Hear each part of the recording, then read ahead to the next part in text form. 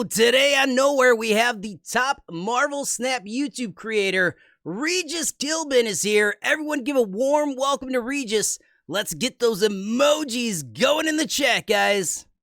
And dude, thank you again. I know I've already told you this, but thank you so much for being here today. It's my partner celebration stream. We're on the front page, so Oh, I didn't know that. Congrats. That's amazing. yeah, we just hit partner, and I figured if we're gonna be on the front page, like, now's the time. So thank you so much, man. Appreciate you. No, I'm happy to be here. I was like, you said top Marvel Snap YouTuber. I was like, where's Cozy? I don't see him. It's you, man. You're the big stuff. That's fair. No, it's probably true. Yeah, I feel lucky to be in that spot sometimes. But thanks for having me. Partner's an amazing milestone, by the way. Thank you. That's a big deal, dude. Like, I'm not as involved in Twitch anymore, but man, like that's big time. Congrats. I appreciate that. Thank you so much. It was a long time. Like we've been working towards it. I started streaming like with initiative, right? Because I created the account years ago and I was streaming like Apex Legends, but my kids were super little. And my wife was like, sorry, we can't do this at night. Like, you're keeping up the kids and I need you around, right? So fast forward, now they're, middle school, high school age. And I was like, I think I could do this. And I play Snap and I'm like, not like great at it, but I'm okay enough to like where if somebody asks me questions, I can answer them, quasi proficiently. And I was like, I think I could do this and not look like a complete fool. And here we are. I started, what was it? August of 23, and we hit partner last month. That's fast, I feel like, right? It may not feel fast at the time, but I feel like for a lot of people, that's a quick turnaround. Yeah. You have a kid in high school, by the way. Is that what you said? He'll next year. Next year, Oh, okay. yes. Man. That's cool. I took you for being crazy younger than me, but maybe not. Maybe we're no. I think I got you by some years, man. You think so? On 3, let's spit out our birth year. Okay. Okay. I can remember. Yeah. Okay. 3, 2, 1. 87. Oh yeah, you got me beat, man. You look great. You look great. I was like, thank you, man. That's awesome. I feel like I'm an old man sometimes in the like streamer content creator game, especially Marvel Snap. I feel like my audience is even younger than they were in Hearthstone. I'll make jokes or puns sometimes, like nobody knows. Right. I made a reference to the Titanic the other day, and like I realized half my audience is not even born yet when the movie came out. The movie, not right. the incident. I was like, man. Yo, that's funny. No, I am older than Sin. I'm way too old to be topping the Twitch charts, but here we are in full on Jedi cosplay interviewing Regis on the front page. There you go. Yeah. Who would have thunk it? All right, so let's dive in, man. Yeah, of course. My staff relays that you're a Midwest boy, kind of like myself, and you're not far from me in Central Illinois. Is that right? Yeah, apparently so. Yeah, so I currently live in St. Louis, which is a river away from Central Illinois. Just hop across the river, really. Mm-hmm. But I also grew up in Southern Illinois, actually. So like a couple hours southeast of St. Louis, like really Carbondale. Close. I live about 15 minutes southeast of Carbondale and went to college in Carbondale, actually, at Southern Illinois University. But I lived in a town called Marion, which is like just down the road from Carbondale, but they're like right next to each other, basically. Yeah, my part of the world. So where are you at in Central Illinois? I'm in Bloomington Normal. I know Bloomington actually a little bit. Yeah, so like ISU area.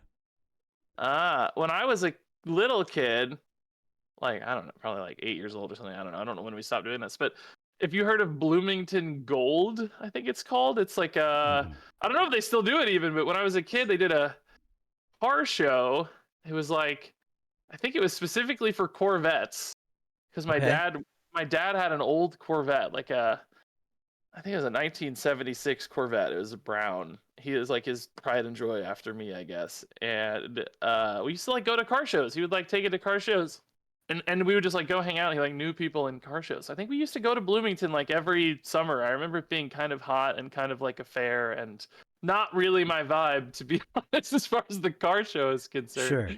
Is that, do you know that? Is that still happen there? Is that like a I thing? am not abreast of any car shows Ah, here, but uh, there isn't much going on. Like we're surrounded by corn. Like this yeah. area specifically is kind of like it's weird. Like there's stuff here. Like there was a Macy's and a Best Buy and like all these big box stores, and then like you drive 5 minutes and it's like acres and acres and acres of just corn. It's I just think like a zit of civilization in the middle of cornfields. I love that your like milestone for your town is we had a Macy's and a Best Buy. Like that's what put you on the map. I don't think most towns would really consider that like the big markers of success. But I get you. I mean, my town is even smaller than your town. Like my town growing up, we did not have a Macy's or a Best Buy. So Right. Carbondale had a Best Buy, I guess. So that's I get it. We had, I think my town was like 15,000 people when I was growing up. And Sure. Bloomington's pretty big though, right? Like I feel like it's like 50,000 people or something. I don't know. Maybe that's wrong. So I want to say Bloomington is in the 70s and 80s, and Normal Oh, itself is in 50s, 60s territory. So combined, they can like basically fill the new Dallas Cowboy Stadium. mm. That's That's, I was thinking that's about how many people watch one of my videos on average. So that's there you go. yo, well played. That's like the whole town of Bloomington just tunes in every day. The force is strong with this My one. brother actually lives in Springfield, so not too far, I think. Right? Probably pretty close. Yeah, Scheme of things. Although Springfield's about an Illinois, hour away. We travel so there. My mother-in-law lives in Beardstown, Illinois. So as like sounds a kind of like a middle ground, we drive to Springfield, she drives to Springfield, and we visit with each other, take her out for dinners and whatnot. yeah. Illinois is like the most boring state to drive across because we used to drive from like Marion to Springfield to see my brother, and it's just three Mhm. and a half hours of just absolute nothingness. It's crazy. Yeah. It's so flat, so boring. Like you said, corn everywhere. Whenever I talk to people on my like videos stream from out of the US, who are like, "Where do you live?" And I'm like, "Well, I basically live right in the middle of the United States in the most boring part possible." I mean, St. Louis has some culture at least and some like interest and some landmarks and stuff, but everywhere around here is just so flat and so boring. So anyway, So we spoke about you traveling to car shows, and you said it's not your jam as you were a child. Have you grown into that? Are you a car enthusiast now? no, I had a phase when I was like 16, I think, where I Mhm. liked like tuner cars, like Fast and the Furious style. Yeah. Like Yeah. I wanted like a Subaru WRX or something at that age. I remember because I played like Gran Turismo, on PlayStation a lot, like Yes. Gran Turismo Yes. 3 specifically. It was my jam at that time. I think this probably lines up, and I was like really into that for like. And I was like turning 16, and I was like, I got to get a WRX, guys, mom and dad. Like, like, no, you're insane. Why would we buy you this? Thankfully, that lasted very brief. And now my Mhm. my goal is to buy the cheapest car and tiniest car possible for myself. I like to, if I can, buy the wife something nicer, but All right. I just want like the cheapest, tiniest car. I have no interest in cars as like a culture now. What's Just a few. your go to? Can we ask what's your go to set of wheels right now? Well, we only have one car right now. We have a Subaru Forester, Okay. a 2017 Subaru Forester. I used to have a 2012 Ford Focus, which, in my opinion, was the smallest and cheapest car at the Yeah. time. Like, It's I actually tiny. hated that car. I hated that car, and I'm a big guy. Some people don't realize Mhm. how big I am. Height wise, you're saying, yeah? Well, both for a while. I'm getting actually smaller weight wise lately. I've lost 100 pounds over the last year, less than a year actually, which I just talked about on Twitter. Some people were noticing recently, and I was like, yeah, I better talk about this because I hadn't brought it up much. So I Yeah. have shrunk weight wise, but I'm also 6'3" height wise, which most people think I'm short when they watch me on camera. I think because my camera points down at me, it Yes. makes me look shorter. If it Hmm. pointed up at me, I think I'd look taller. So I'm a pretty big guy, but I just don't like a big giant car. I just like a tiny, efficient, fuel efficient car. But anyway, I got rid of that Ford Focus. We just have one car right now because my wife's not working. Hmm. She's a stay-at-home mom right now, Perfect. so we don't really need two cars at the moment. We've talked about getting like an electric car, looked at a few different things, but haven't really pulled the plug on it yet. Pulled the plug? That's not the right phrase. Pulled the trigger is what I meant to say, but pulled the plug is funny because it's electric. That's amazing. So yeah, no, I don't really have a car of choice. A 2017 Subaru Forester. I live that glamorous YouTuber life. Lamborghinis, Subaru Foresters, you know. I get it. No, that's the way to do it. If you're buying Lamborghinis, they better be the what is it, the Power Wheels kind for the baby girl? Yeah. She likes cars. So she likes Lightning McQueen specifically. Nice.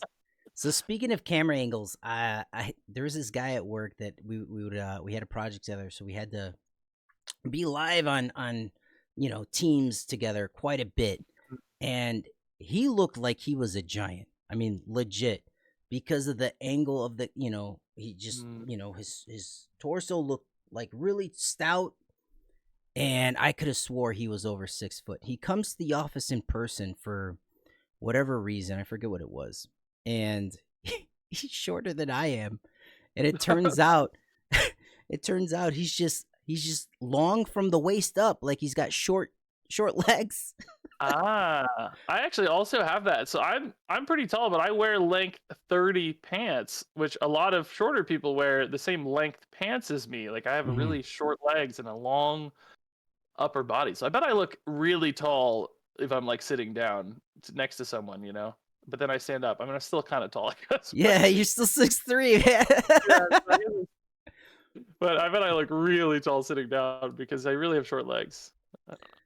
So Like I'm going lost. back to being a child, did you make any home movies, or were you in like the drama club growing up? Like, how do we get here?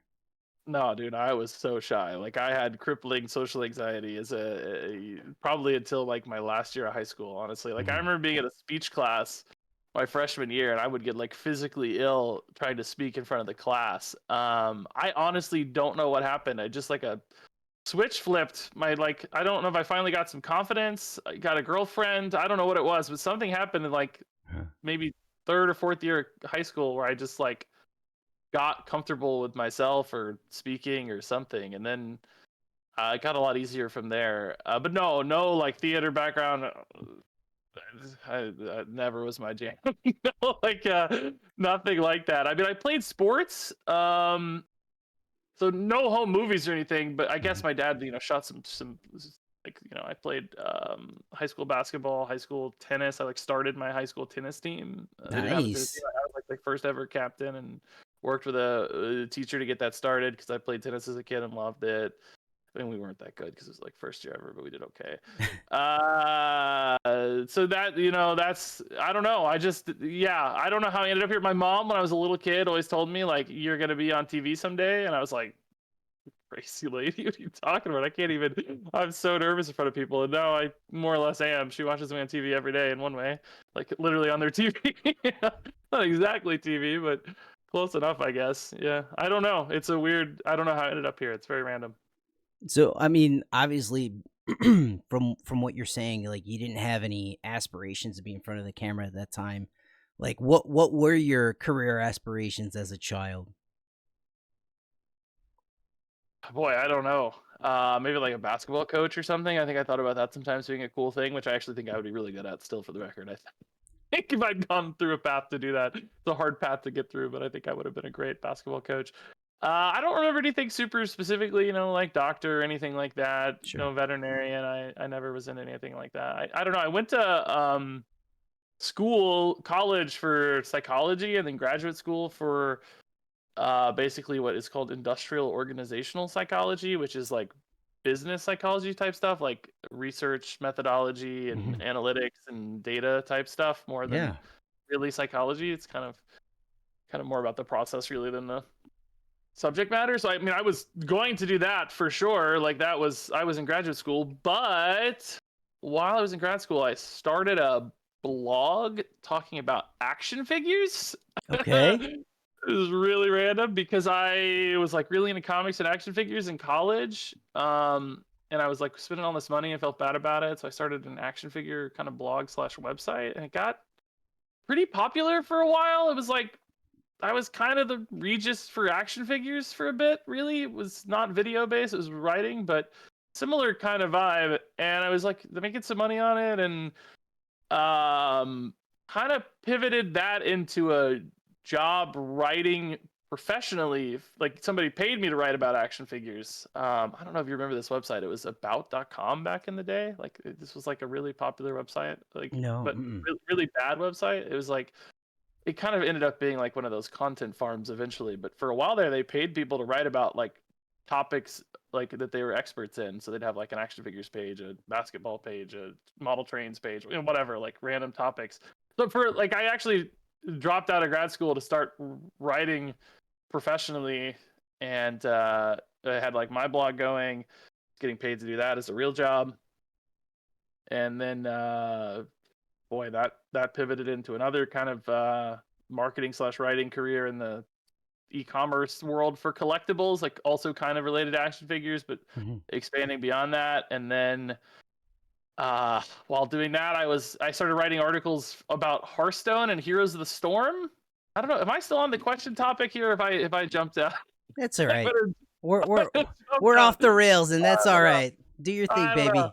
Just give it a history here. Just it's right. So yeah, so started writing about Hearthstone Heroes Storm for Tempo Storm is this esports team. Yeah. Back then. I don't know if anybody's heard of that.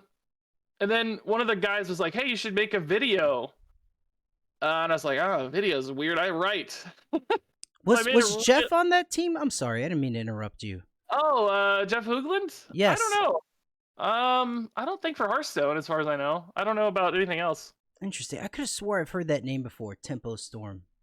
They were really big in Hearthstone for a while. The founder Reynad he made the Bazaar. Hey, maybe that's what it is. Yes. Yeah. I was just playing that live on stream. Do you play? Oh, no, I haven't played it yet. I bought a code when it first came out 6 years ago.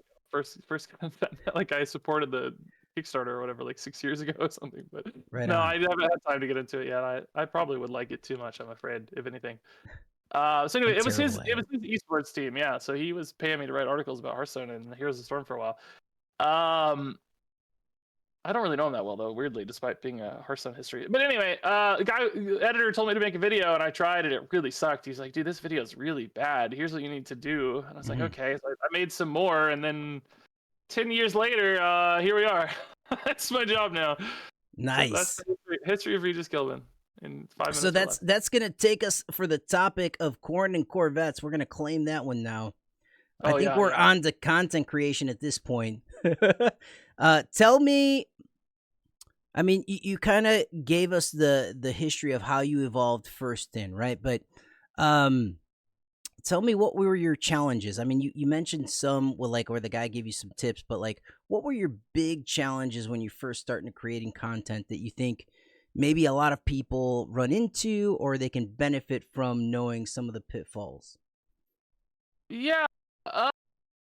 Boy, I think just like learning how to do stuff was probably always the challenge for me. Like I mean, I guess I had a marketing background and a content creation background, but not certainly with like video. So just, all the little stuff like what the heck's a bit rate and like how do I do microphones? All these things I'm still bad at, frankly, a little bit, but like so many just like things you don't know about. And I get these questions constantly now from like upcoming creators who will just like message me like, "Hey Regis, how do I do this?" Or like, "What's the right strategy for this thing now on YouTube? Like, do I do this or do that?" I'll be honest, I didn't have the balls to message my predecessors at the time, like I like, I don't know, big Hearthstone creative times like Kriparian, right? I wasn't like messaging Kriparian and being like, "Hey Krip, how do I do this?" To me it seemed like I don't know, it just didn't seem cool to do that, or like presumptuous that he would help, or like or like honestly I was like, well, he's kind of my competitor to some extent, like it's in some ways a community, but in other ways when it's like your full-time career, it is a little bit like I need to protect my viewers because that's how I earn my revenue, so I never thought anybody would help me, and they might have, I don't know. So I just spent a lot of time like grinding things out and figuring it and Googling and watching tutorials and videos. People message me now. I don't mind helping. Like, I'm happy to help people. I try to give advice where I can, and it doesn't feel as presumptive or competitive from the other side for whatever reason. Like I don't really see it that way as much anymore. So I'm Sure. happy to help. And people are apparently smart enough to ask, unlike me back then, 10 years ago. They're just taking shortcuts to asking, which is smart.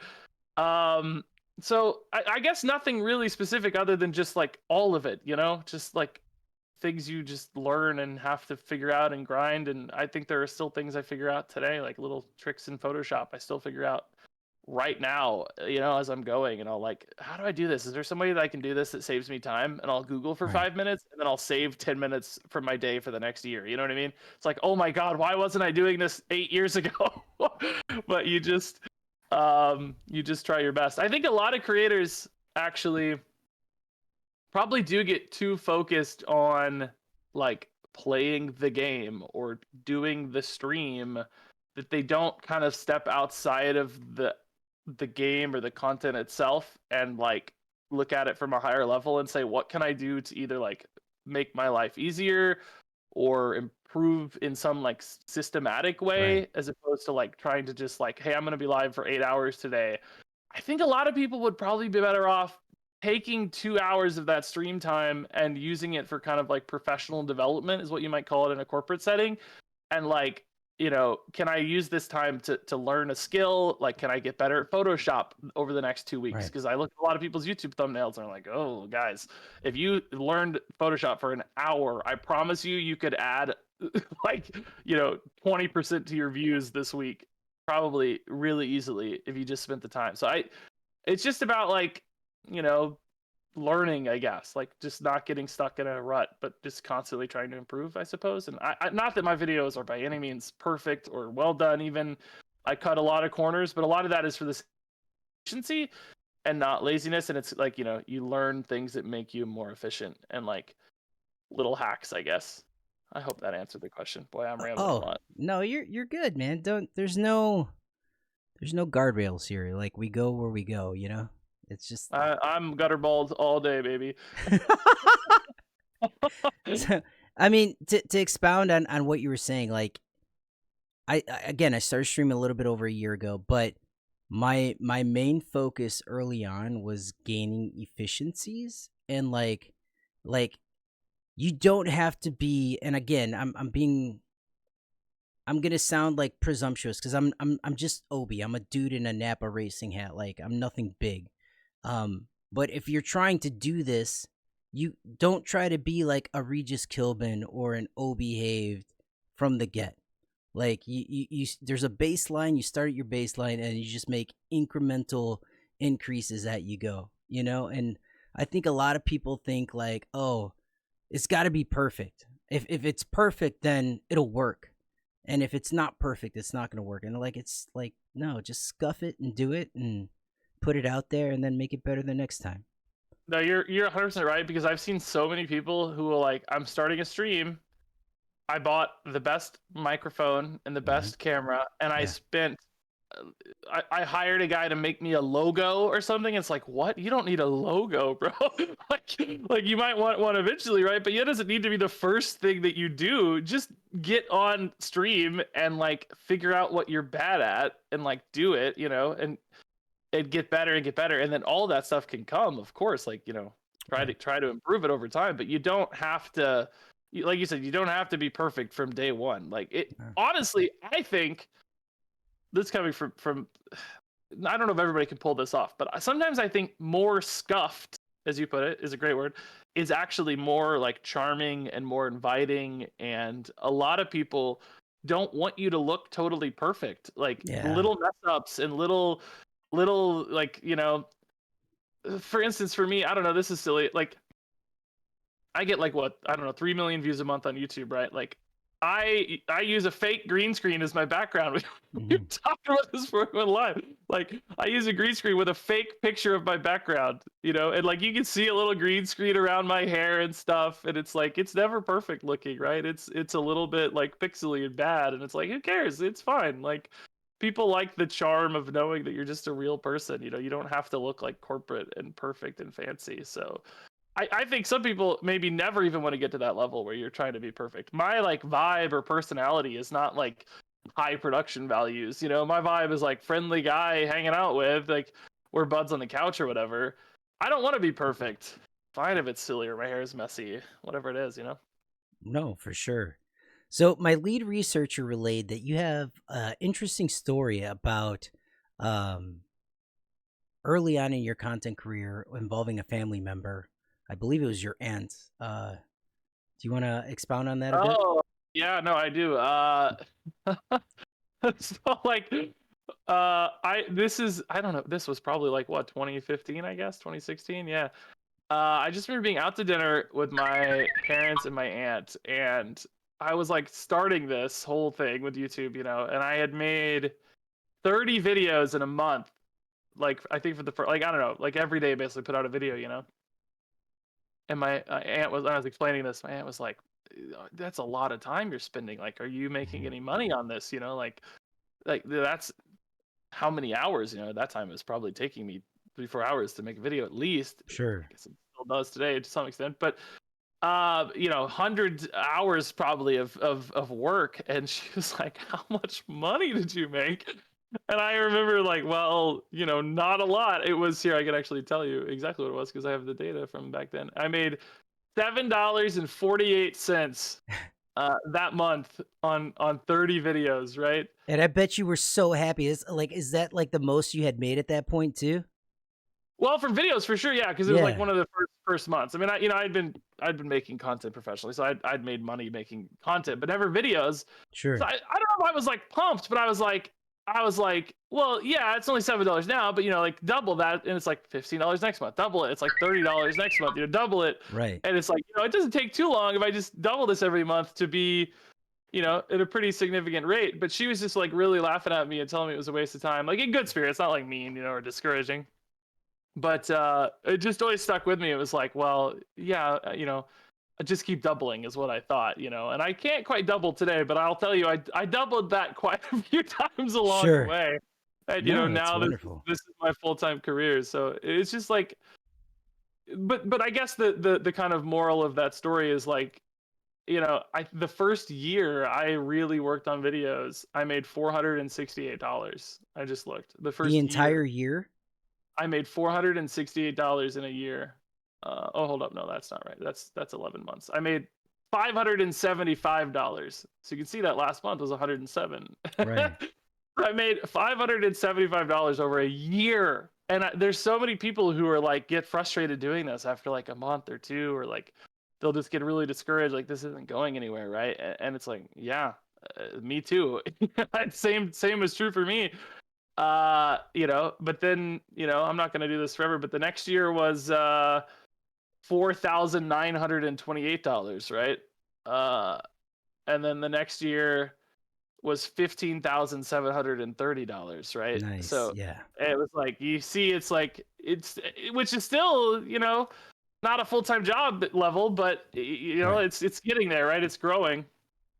I'm not gonna I'm not gonna tell you what I made this year, but it's at least at a full-time job level, right? Like as of about 2018 or so, which would have been probably 4 years in, three and a half, Mhm. 4 years in, I was at a point where I was making more than my real job. So like that was when I was like, okay, we can start thinking about, is this actually a sustainable career, you know? But it's just like it took me basically 3 or 4 years before this was a real job, which Right. people just give up fast. It's hard to be in this position now and tell people like, hey, don't give up, you can do it, you're going to get there, because Sure. frankly not everybody does. That's some really biased advice from somebody who got like lucky enough. And you know, I was in a pretty good position to be able to keep doing this. A lot of people don't have the time because I worked from home, so I had like Right. really quick turnovers between real work and like content creation. Like I could have my stream on 3 minutes after I closed down for the day. You Right. know, my wife worked long hours as a nurse. She was a nurse at a children's hospital, so she was always gone for like 12 hours a day for her shift. So you know, I had long windows of time where I didn't have to, you know, eat dinner, keep her entertained, or Right. go out and do fun dates and stuff. So Yeah. Be an I was in adult. a I get it. really lucky position to be able to do that. And not everybody's in that. You just can't say like grind forever. But at the same time, you don't want to be like, it's been 3 months, give up, because it might happen 3 years later, Sure. not 3 months later. And I will also say, like, this was 10 years ago. The space was a lot different back then. There weren't as many people. Right. I got in pretty early. It was kind of late for Hearthstone, weirdly, but early overall for like streaming and content creation. So it's a totally different landscape today too. So it's so hard to give advice. I don't know. I never know the right answers. Like, I want to encourage people to have the dream, but also an impossible dream sometimes. So Understand I, that. Oh, man, I had the perfect question, and now I'm blanking on you. We started doing content creation. You said in 2015, so it's been 10 years, or was it before then? well, the videos were in 2015, so that's been 10 Okay. years. Like, the whole action figure stuff was like 2008. So that's like a Okay. long time ago. But yeah, I think my 10-year anniversary on YouTube is August this year, so almost 10 years. Yo, congratulations, man. That's Yeah, awesome. thanks. I didn't like really take it seriously probably till early 2016, I think, but it was actually live, and I was making videos in August, September. Are you gonna do like a special, decade? I don't know, come back to streaming type situation? Uh, Probably not. I don't know. Streaming, like, so we haven't talked about streaming at all. I've only been talking about YouTube, but yeah, I did stream a lot from like, oh, let's see. Let me look at my numbers. I started streaming seriously in 2017 and kind of stopped basically when my daughter was born last year in 2023. She's almost 2. So like 6 years there, I streamed a lot. I do want to come back. It's just really, since my daughter was born, it's so much harder to dedicate, like, the 3 to 4 hours straight I would like to do for streams. Oh yeah. Like, I like to be able to step away and help with something, or honestly just go see her because she's so cute all the time. Like, I'll record 5 Marvel Snap games and go downstairs and say hello, what's up, my friend, give her a hug, like pat her on the head, play a little bit, watch her eat some food real fast. She's so cute. So yeah, I don't know, man. Maybe when she goes to school really is more like what I'm thinking about for streaming. I will say though, like, I'm in a groove lately. Like, I think like recording videos off stream Mhm. has really made the videos more popular. I think, whatever reason, like, when you're interacting with Twitch chat, it's great when you're live, but it feels worse for everybody else after the fact, because they know they weren't there when you're having these conversations or these interactions or these moments, and Sure. it almost like cheapens the liveness of it. Like, nobody wants to watch a live sporting event that was from a day ago. You know what I mean? Like, it's like, well, it's a day ago. It's already happened. Right. Like, the hype is gone. So I think on YouTube, knowing that you're the first person who's watched this alongside all the other viewers, it wasn't like, obviously it happened to me previously, but the viewer experience at least is still preserved. That it's kind of like, this is still unique to me, and you're like less distracted and more focused on the games and stuff. So I do think even if I streamed again, I might still record my videos off stream, like non-live. Maybe Oh, there'd be okay. games that are so entertaining they'd sneak in, because I used to use like Twitch footage to populate videos, but Right. I think there's something to that, man. I feel like my videos got more popular once I stopped doing Twitch. Maybe that's just because I'm so distracted and so chatty, as you're learning right now, and I just bounce everywhere with thoughts It's all good. stray. You're doing Streaming great. out. But oh no, I know I'm doing fine. I feel guilty. I don't want to be too distracted for people. Uh, so maybe that's part of it. Maybe it's just me. Maybe it's fine for other people. But for me, at least, I like the groove I'm in. So I may stream again, maybe next couple of years. Who knows? As far as like a 10-year anniversary, I honestly don't think anyone cares. I'm not being like, some people. I say stuff like that, and some people are like, "Oh, Regis, no, everyone loves you," and it's like, no, I get it. Like, that's fine. I know people. It's not like I'm self-deprecating so much. It's like, I just legitimately don't think people care that much about stuff like that. I think they just want to see the games and like watch the man play the Marvel Snap, and it's like too much self celebration, or like, I don't know. Like, maybe I'll do something. I don't know. Maybe I'll make a video with like highlights or something. So it's still about the content more than about me. I don't like it to ever be too much about me. I want it to be Understood. about the game, if that makes sense. I hope that doesn't sound silly. No, you're good. No, that makes a lot of sense. You mentioned that you've been not that you've been, but you are married. How long has have we been married for? How long a husband, Regis? 2019, I think we got married. Yeah. Okay, There's nice. like a million things, and there's a million things going on in May. Our anniversary is May 17th of 2019. My daughter was born May 20th. I was born May 23rd. So there's like a whole stretch there that's really hard to keep track of. My Uh, youngest is May 30th. oh, another Yeah. May, nice. But we've been dating since 2011, so 14 years. We dated for 8 years before we got married, so we're in it for the long haul now. Oh It's yeah. Two peas in a pod. You're 15 years. chained together birds now. Yeah, for sure. It's almost 15 years, right? Yeah, that's crazy. So you mentioned baby girl last year. I believe she's 20 months. Keep me honest. Yeah, 21 as of like yesterday, I think, or 2 days ago, something like that. Yeah. All right, I was So, close. And can we have the baby's name? Is that okay? we call her Regina. Very So cool. we don't do the real name, but Regina is what we call her for stream. Which some people think that's a real name. Like, you actually named your baby after your screen name. It's like, no, we didn't actually name her that. It's just like, I'm not actually Regis, guys. Almost no one knows my real name. So if somebody sees you on the street and they're like, "Yo, Regis," you don't turn around. You just keep rolling. No, I do. No, Oh, for okay. sure. No, 100%. Most people, it's not usually like that though. Usually it's like, "Are you on YouTube?" Like, they shyly approach and go, "Excuse me, you on YouTube by any chance?" And I go, "Yeah. Hey, what's up?" They're like, "Oh my god, I thought it was you, Regis."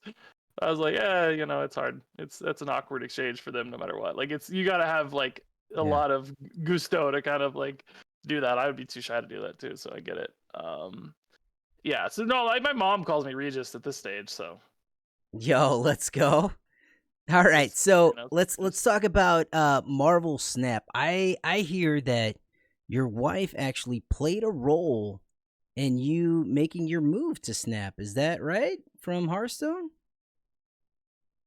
Uh, I mean, my wife plays a role in everything that I do. I don't remember this exact. Did I tell you a story? I'm now not remembering the story. Let me see. Yeah, apparently she was playing the game and it caught your interest. No, I don't think that's me. Oh, all Uh, right. no, no. I'm trying to remember if I've led anyone astray with a story here. I'm trying to think. Like, I don't think so. No, I'll tell you. No. Okay, I know what the mistake is. It's not my wife. It's Ben Brode. Oh, okay.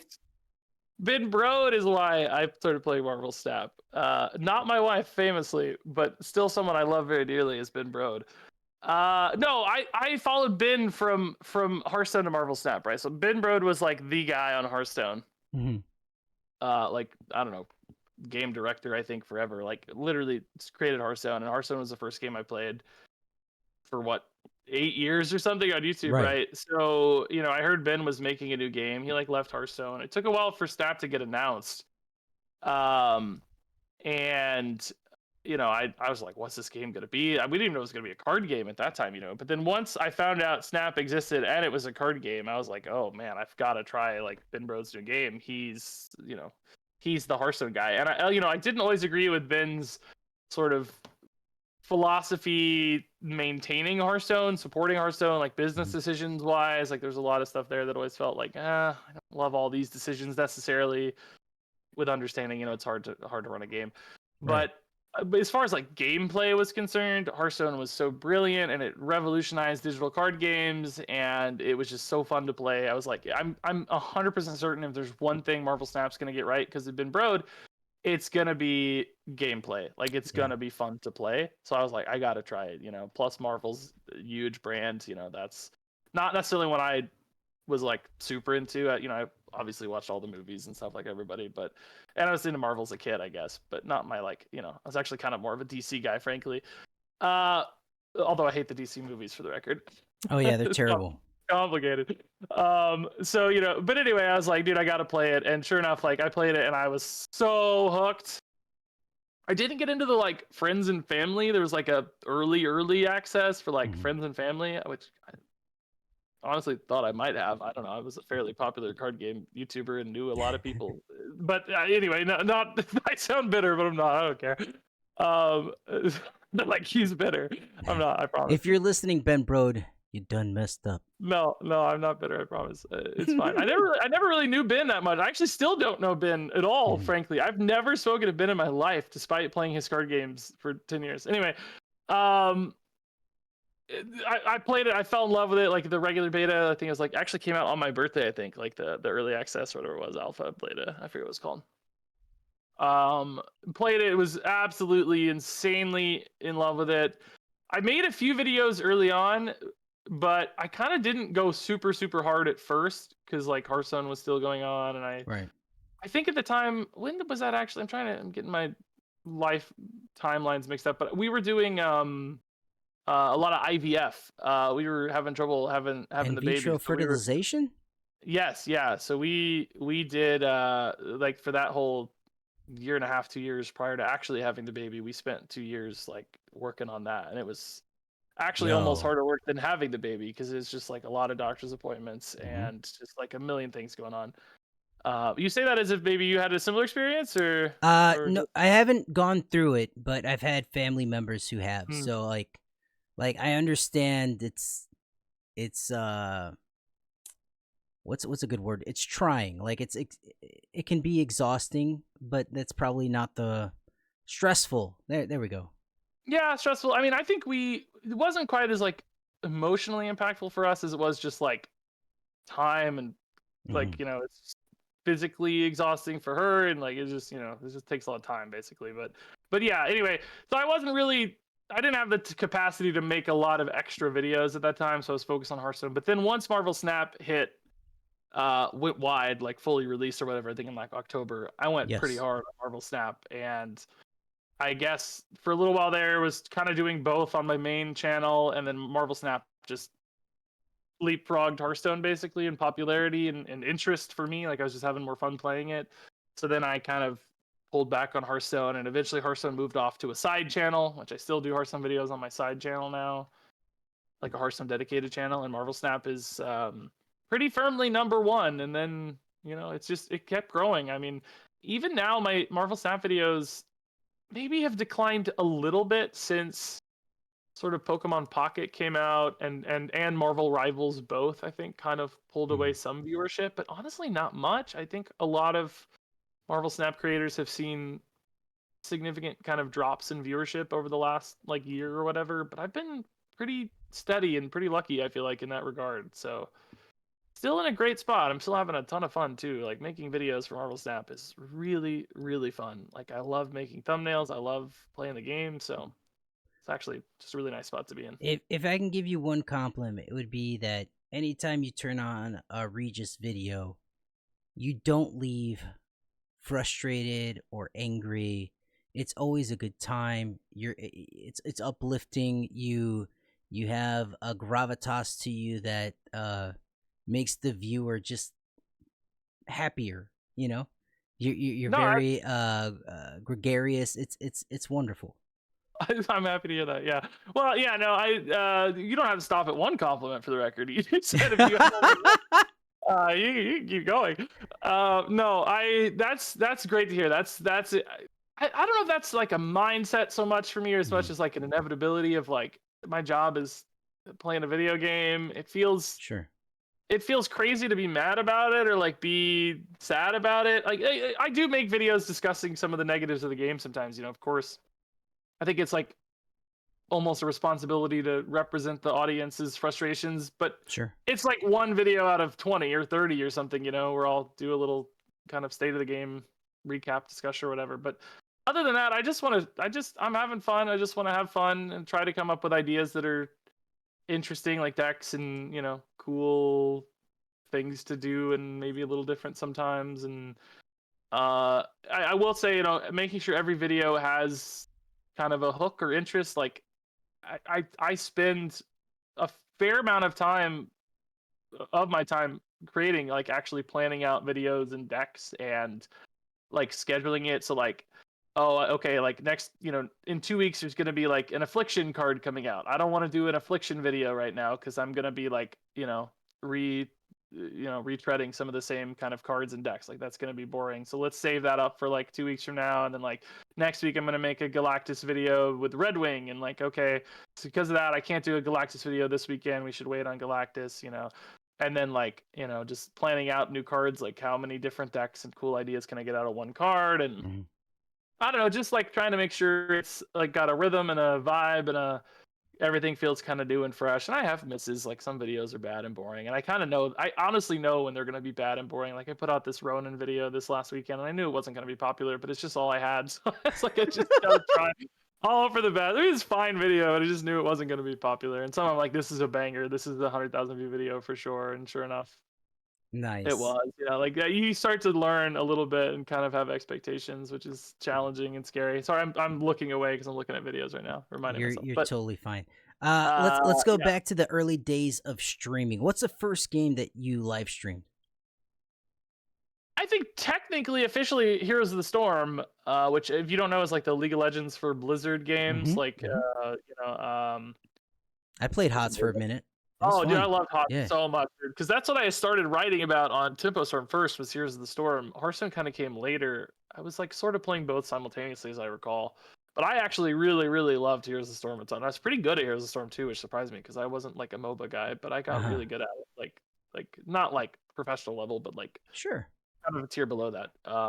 Like high infinite equivalent, I guess. Maybe like top 500 infinite or something of Heroes of the Storm, which for me was a big deal. Anyway, technically Heroes of the Storm, but pretty quickly shifted to Hearthstone because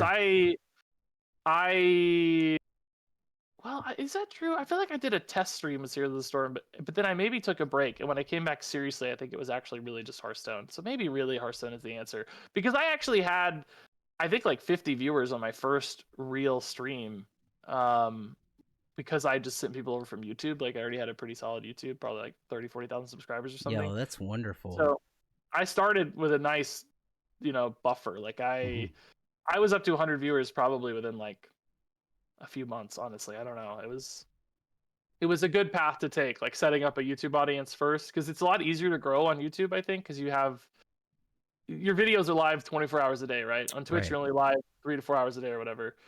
And you have 100 videos live 24 hours a day. You know what I mean? Like there's an audience that's constantly growing. If your videos are popular, good anyway, I guess. Sorry. No, it's all good.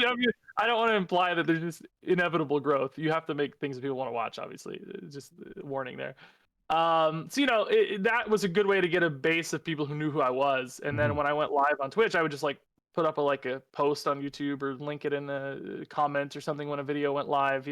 Like, hey, come watch me live. So it was a great way to start on Twitch, because a lot of people, I think, get stuck in that like 5 to 10 viewer area forever, and it's like really hard to break out of that organically. And you try to do raids and stuff, and there's like tiny little incremental gains, but it's really, really hard. And if you can get a little boost and head start, you get, I probably still works this way, I don't know, you get higher up on the category for the game. And if you get into that like first row of the game category when people are looking at like Marvel Snap on Twitch or whatever, that inevitably also gets you more views. And if you ever get in the number 1 spot for a game, that inevitably also gets you a ton of views and followers. So every little kind of jump you can take quicker there, just it sort of compounds the gains. It accelerates you a lot faster. So I don't know how quickly I hit partner. I don't know. I could tell you maybe, but I don't remember exactly. That's okay. I'm gathering that you liked a lot of Blizzard games. Did you ever play the main one? Like, did you play WoW? Oh yeah, of course. Yeah, I played too much WoW in college. My first year of college was 2005 into 2006, I guess.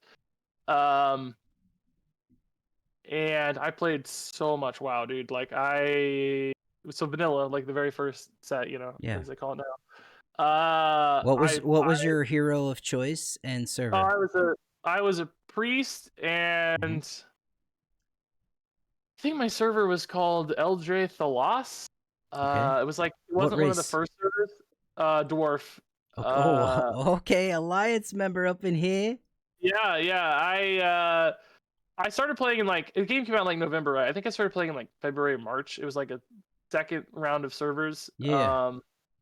And I was like, we were like hard. I was like best priest on the server, best gear, top rated guild, main Yes. heals, like Mhm. #1 guy, all the way up through.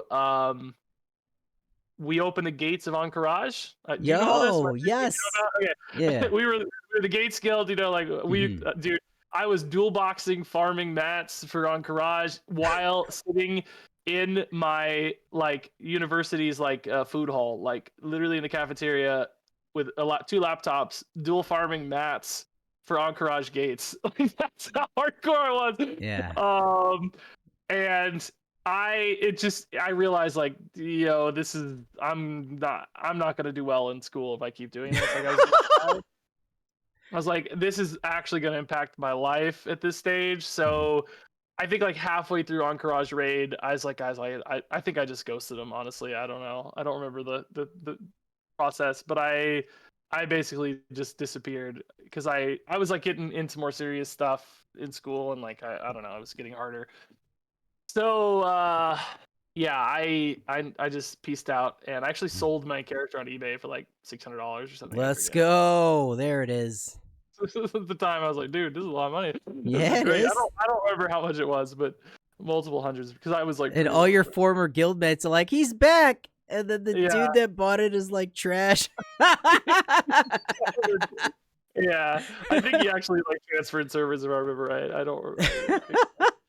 I actually did get the account back though. Many years later, I kept getting like recovery emails like 10 years later, and I messaged the guy I sold it to on eBay. Like I still had the email, like we'd emailed or something. Mhm. And he was like, dude, I've sold this twice. Some other guys sold it. They don't have the account info anymore. He's like, if you can recover it, it's yours, man. So I was like, okay. I was like trying to recover it, and sure enough, I got it back. So I actually have a video like somewhere on my YouTube of going back through that account and like looking at my inventory and stuff of like old things, but it had like since been played. But then I actually came back a little bit actually in Ashes of Outland, like just like a month or two, and then came back again pretty seriously in Legion, the Legion expansion when I was, and then the same thing happened. I actually got a little too into it. I was like, I think I was like number 8. Like, was it gear score? What was it called at that time? I don't know. Is it called gear score? I was like number 8 on the server for gear score. I was like getting too serious again, and it was kind of killing my YouTube channel. I was like not really making a lot of videos. So I actually, for the same reason, stopped again because I got too into it. And I was like, man, I'm gonna drop out of YouTube instead of college this time. Right. So twice now. Wow, I get too involved. If I ever like synced up the content and an MMO, dude, I might be unstoppable. My wife would leave me and my baby wouldn't know me though. So I can't do it now. I got too much family stuff. So So I played a yeah, warrior. I was a Jesus, what's the cows, the big cows? Tauren, yeah. Yeah, the Tauren warrior. And I did that. I was called Tundar, and I also had a rogue. I just remember me and my buddy Randy would go to the bar and we'd get absolutely torched, and then we'd come home and just be in Alterac Valley, 2 rogues just stealth in the middle of the ice lake. Yeah. Piss drunk, just ganking people running back to the fight, dude. Oh, man. You probably could have been in there for like 30, 40 hours. Back then, the AV matches lasted like for days. You just Yeah, it's so much fun. Sober up while in AV still. Yeah, that's great, dude. I actually, Warrior was my main alt. I did like off tanking for like side raids like Zul'Gurub and stuff on a Warrior, so I know that life too. Yeah, I love Warrior. Nice. Never played Rogue though. I'm too upstanding. My rogue was called Miso Hordy. Ah, nice. Well, most people don't know this, but my screen names RegisKillbin actually comes from World of Warcraft. So RegisKillbin was a warrior, RegisHealbin was a priest, RegisSteelbin was a rogue. RegisKillbin was like kind of the coolest ones. I stuck with RegisKillbin. Yeah. Yo, that's amazing. That's a great story. All right, so we are done with the content creation. Let's go ahead and claim that. Moving on. You've been to BlizzCon, I would imagine, right? Yeah, maybe less than people would expect, but I think 2 or 3 times now. Yeah, Blizzard was kind enough to like, send me out there and just kind of hang out, and yeah, make content, I guess. Mostly just hung out though. But yeah, BlizzCon's always really fun. I wish it would come back. What do you think is your favorite event that you attended there? Like, which one brings back the feels? I don't know of anything like I mean, I guess really there's like a party for like creators before BlizzCon, like the day before. I don't know if it's not really an event so much, but like a invite little party thing for content creators, and that's Mhm. always really fun because that was the first time I got to like meet a lot of people for the first time, like other creators and YouTubers and stuff I'd either looked up to or just had been peers for so long. You just I feel like I in general like talk to other creators less than I think a lot of people have like friends and like little conversations and little groups and like this is my imagination anyway. I don't know if they actually do, but I feel I feel like they do. I've always been a little bit of a loner and a little bit isolated by my own doing. I think I'm Mhm. not great at like maintaining relationships or like checking in so much. I try I have a few people now I'm like a little more engaged with, but for a long time I just didn't know anybody. I was just on my own, like, Right. totally. So putting like names to faces, as they say, or faces to names, which is funny because they're all YouTubers. Obviously, I know what they look like, but but getting to like see the real person, interact with them, and like in a normal setting too is really nice. So I guess I would say that as far as like actual like game based events, these aren't at BlizzCon, but I've had a few like tournament type settings, like promotional tournament things Mhm. for Hearthstone stuff, where like you're on site and you do, you like play on tournament or whatever for a prize pool. Those have all been really fun. Like a couple times I've teamed up with Disguised Toast. Most people know Toast is one of the most popular Twitch streamers in the world now. Or when he when he does anyway. So we were like a 2-man team in 2 different events. One of them we won, but they did the point tallying wrong, Mhm. and it was like a it was kind of like the Oscars and they announced the wrong winner of the movie, like I've with La Yeah. La Land or whatever, it was like that, but they announced the wrong winners of the event, and Toast and I were like, wait, no, what, we won, no, wait, it was like had to like do a recount and like put out a Twitter announcement like, oh, actually we announced the wrong winners of the event, and then Toast and I were like, yes, redemption. So that was actually really fun. I kind of forgot about that, but I still the host of that event who did the announcement is now one of the like main designers on Hearthstone. Her name's Cora. Oh, cool. She was like a caster and then she started working for Blizzard. So I still to this day give her a hard time sometimes about announcing the wrong winners and like not giving Toast and I our due credit. So that would probably be like my favorite memory from like a Hearthstone tournament. I also did really really well one time in a this was an offline event, but there was like a big $100,000 tournament for Hearthstone when the Death Knight class came out for the first time, and we were like in different teams. And I like went out of my mind playing the game. Like I Mhm. went like I think I lost like one match. I think I went like 15-1 or something insane. I don't remember the exact details. I have a video, I could look it up, but I just like was out of my mind playing the best Hearthstone I've ever played. I like carried our team, and we won the event like by a million points basically. Like we just dominated the event.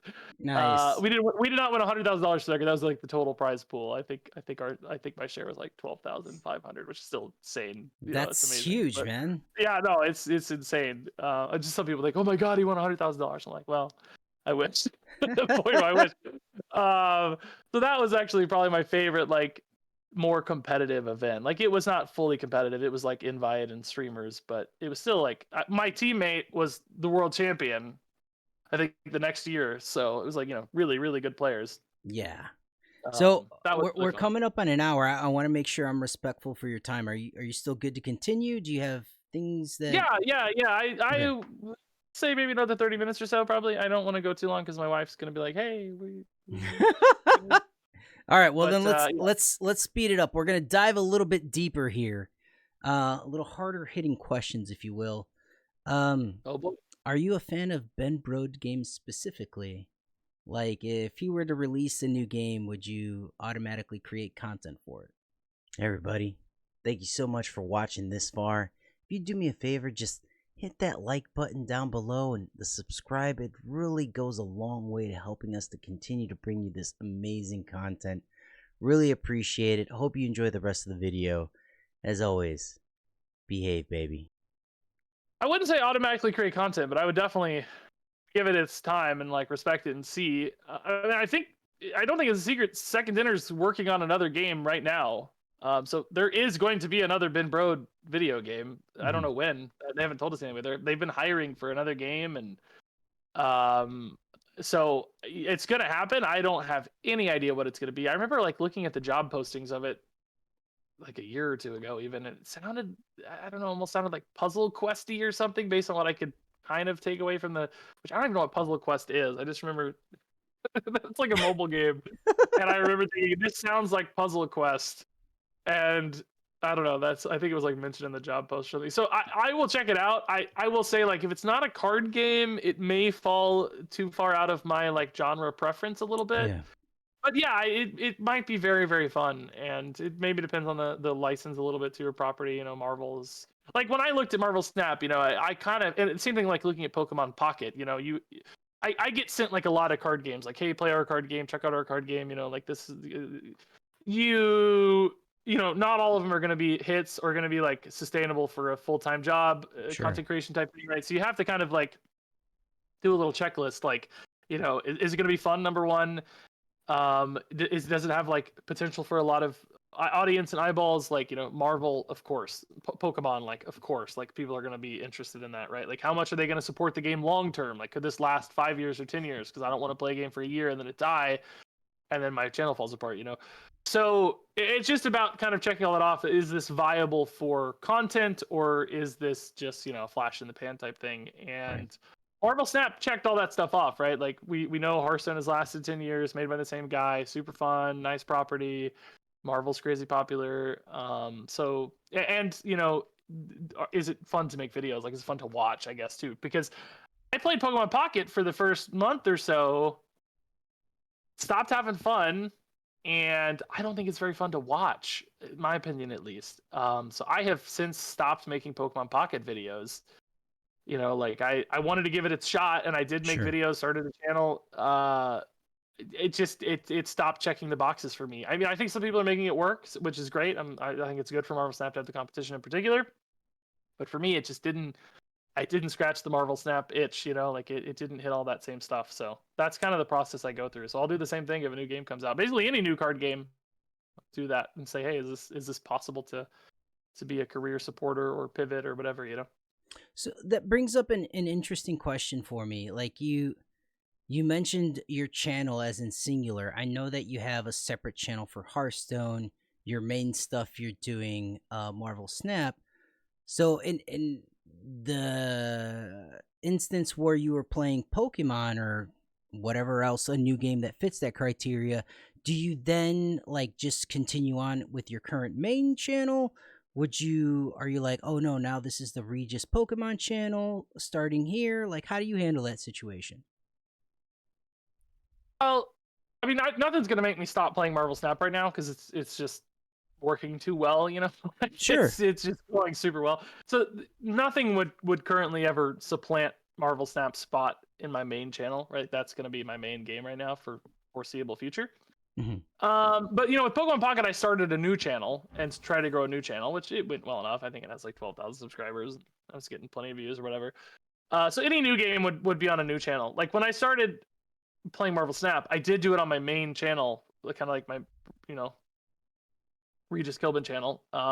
Right. And I was going side by side with Hearthstone like every other day or every other video or whatever, and that kind of worked. But I do think it hurt the performance of my both games a little bit, because basically at some point half my audience liked Marvel Snap and half like Hearthstone, and anytime a new video would pop up, half of them would ignore that video because they liked the other half of the channel, you know? Right. And YouTube sees that, and YouTube goes, oh man, this click rate's way worse. Like, your click rates used to be 20% and now they're 10%. Like, what the heck, dude? So they think the video's worse, and then algorithmically they tank it a little harder. So I had to eventually move Hearthstone off because it was just killing the Marvel Snap videos too much. And I did see a bump when I did. Because now the audience is like locked in on Marvel Snap, and now, you know, click rates are fully where they're supposed to be. And same for Hearthstone. Like, it's doing great on its side channel too. It's not as popular as Marvel Snap, but I still get, you know, 30,000-40,000 views per Hearthstone video, which is great, sustainable, awesome. So anyway, any new games would start on a new channel. I made that mistake before, and I don't want to have to try to like do 2 games on one channel. I mean, I still do like sponsored videos and stuff occasionally, and like little one-offs here and there, but I wouldn't want it to be a regular thing on the main channel. And by the way, that's the most common question right now that content creators ask me. Like a lot of very popular Marvel Snap people, like with Marvel Rivals or Pokemon Pocket, were like, "Hey Regis, should I start a new channel or do this on my main channel?" And I never know 100% the answer, but my experience was like probably start a new channel. I think that generally works better. It's a little, it takes a while to get monetized. There's some downsides, but ultimately it leaves you in a better spot for both, I think. All right, so a few quick hitters here before we get into the actual Snap on the Snap podcast. But what tickles your happy place now? What are the things that Regis likes to do in downtime or whenever you get some free Yeah, time? yeah. Number one is definitely hanging out with the baby. Mhm. I love being a dad so much. I really did not think I would. Like I wanted to do it, it wasn't like against my will, but I thought it would be like a satisfying life experience, not necessarily like a fun life experience, but man, it has been a blast. Like I took to it so fast and like fell in love instantly and like which I did not. I just really didn't think. I thought it would be cool or okay, but I just like I'm head over heels. Like it's and I've been way more helpful and productive than I thought I'd be too. Like I was like, am I really gonna be changing a lot of diapers? I don't know, man. Like I'm in there, dude. I do everything. I'm like really proud of myself. Probably the proudest of that more than anything else I've done, of course. Like I've really, it's great. I love her so much. So seeing the toddler, I mean, listen, I'll acknowledge like we're in a really lucky position for that because I work from home and have an incredibly flexible schedule. As I mentioned before, my wife is currently a stay-at-home mom too, so like we're both here all day, and it makes it really less stressful for us. I know not every parent is in that position. Like we're crazy lucky. So we I think are afforded a little bit more fun perhaps than most because if one of us is losing our minds, we can just step away for a little bit, and the other one's there to help. Right. So crazy lucky, crazy. I acknowledge how lucky we are, but that has definitely made it really, really fun. It's still like she's still filthy animal. She still throws tantrums. Like, well, Sure. started now that she's in toddler stage. Like she's this morning. I spent 15 minutes cleaning up blueberries she had thrown on the ground and decided to smash under her feet and hide under the little pantry door. Yeah. So I was scrubbing up blueberries, but it's worth it. It's like so fun, dude. She's just so cute and funny, and talking to her and watching shows. And she built me a Marvel Snap deck actually the other day, which I'm saving for a video, but I'll make a video on it before too long. I'm gonna go out of town in a few weeks, so I'll save that for that out of town schedule. She's I talking a lot can more. we hold on? Let me Yeah, pause go you ahead. here. Can we put a pin and I want to recap this conversation 12 years from now when she's 14, and I want to see how you're feeling then. Yeah. And no, I get it, and I hope the feeling lasts till then. But something tells me when she's able to talk and more importantly talk back, it may not be so pleasurable. Yeah, we'll see. I always hear teenagers. Yeah, I don't know. We'll Yeah, we'll revisit it. We're still making stuff. Yeah, I hope I still have a YouTube channel by then, man. That'd be cool. you do. Yo, Um, man, you got this, man. All right, Aw, next question, because we're no, running no, short on I got time. one last thing. Yeah, yeah. Severance. I gotta talk about Severance, dude. Okay. The only thing in life I live for now is the TV show Severance. It's so good. Everybody has to watch it. Every week, it's amazing. It makes me so jealous of how well it's made. Like anytime I see Mhm. something that's like, oh my god, that is so well made, I get so mad at myself, and I feel like a failure. And I just want to make something that cool once in my life, like make something that awesome. Like I make Yeah. good videos, like they're good from a day-to-day standpoint, but they're not like works of art, not like masterpieces. They're not like something that's like you're crazy proud of. Sure. That show is so freaking good right now. No spoilers, yeah. Uh, anyway, that go watch Severance. It's so good. All right. So talk to me about Severance. I'll do a follow up question here. Okay. What is your favorite part of that show? Is it the plot? Is it the casting? Like what is it that Okay. drives you there? Bro, it's all of it. I would just say it's Uh, the sense of quality, and that actually is kind of pervasive across all of the things you just mentioned. But like it is just the thoughtfulness of it, like the cinematography, the casting, the writing. It's all so thoughtful. It's like sometimes you feel like you're watching a show, they don't care about your time, they don't care about anything. This show, they care about every single minute detail, and it shows. And it's like when you hold a well-made product, you know, it's like you can just like feel the weight or the density of it, or the Yeah. suppleness of the material or whatever. You just like feel it in your hands, you know, okay, this is like high quality. That's that show. It's just every single aspect of it is so thoughtful. Kind of a cheat answer to say everything, but it's actually the reality. It's like everything is okay. my favorite part about it. Next question. What's your favorite food? I like a good sandwich, I think. Like just a good, simple, I just want like turkey, lettuce, tomato, pickle, mayo on a good bread. No And I'm the mustard? happiest in the world. No, I like mustard okay, but on a sandwich sometimes it steals from the simplicity, I think, of the ingredients. Like I think mayo brings it all together to add that like moisture that you need. But I mean, I'll eat Actual other mayo, sandwiches. or are you a Miracle Whip kind of guy? I wouldn't touch Miracle Whip. Not a lot. Who do you think I am? Who do you think?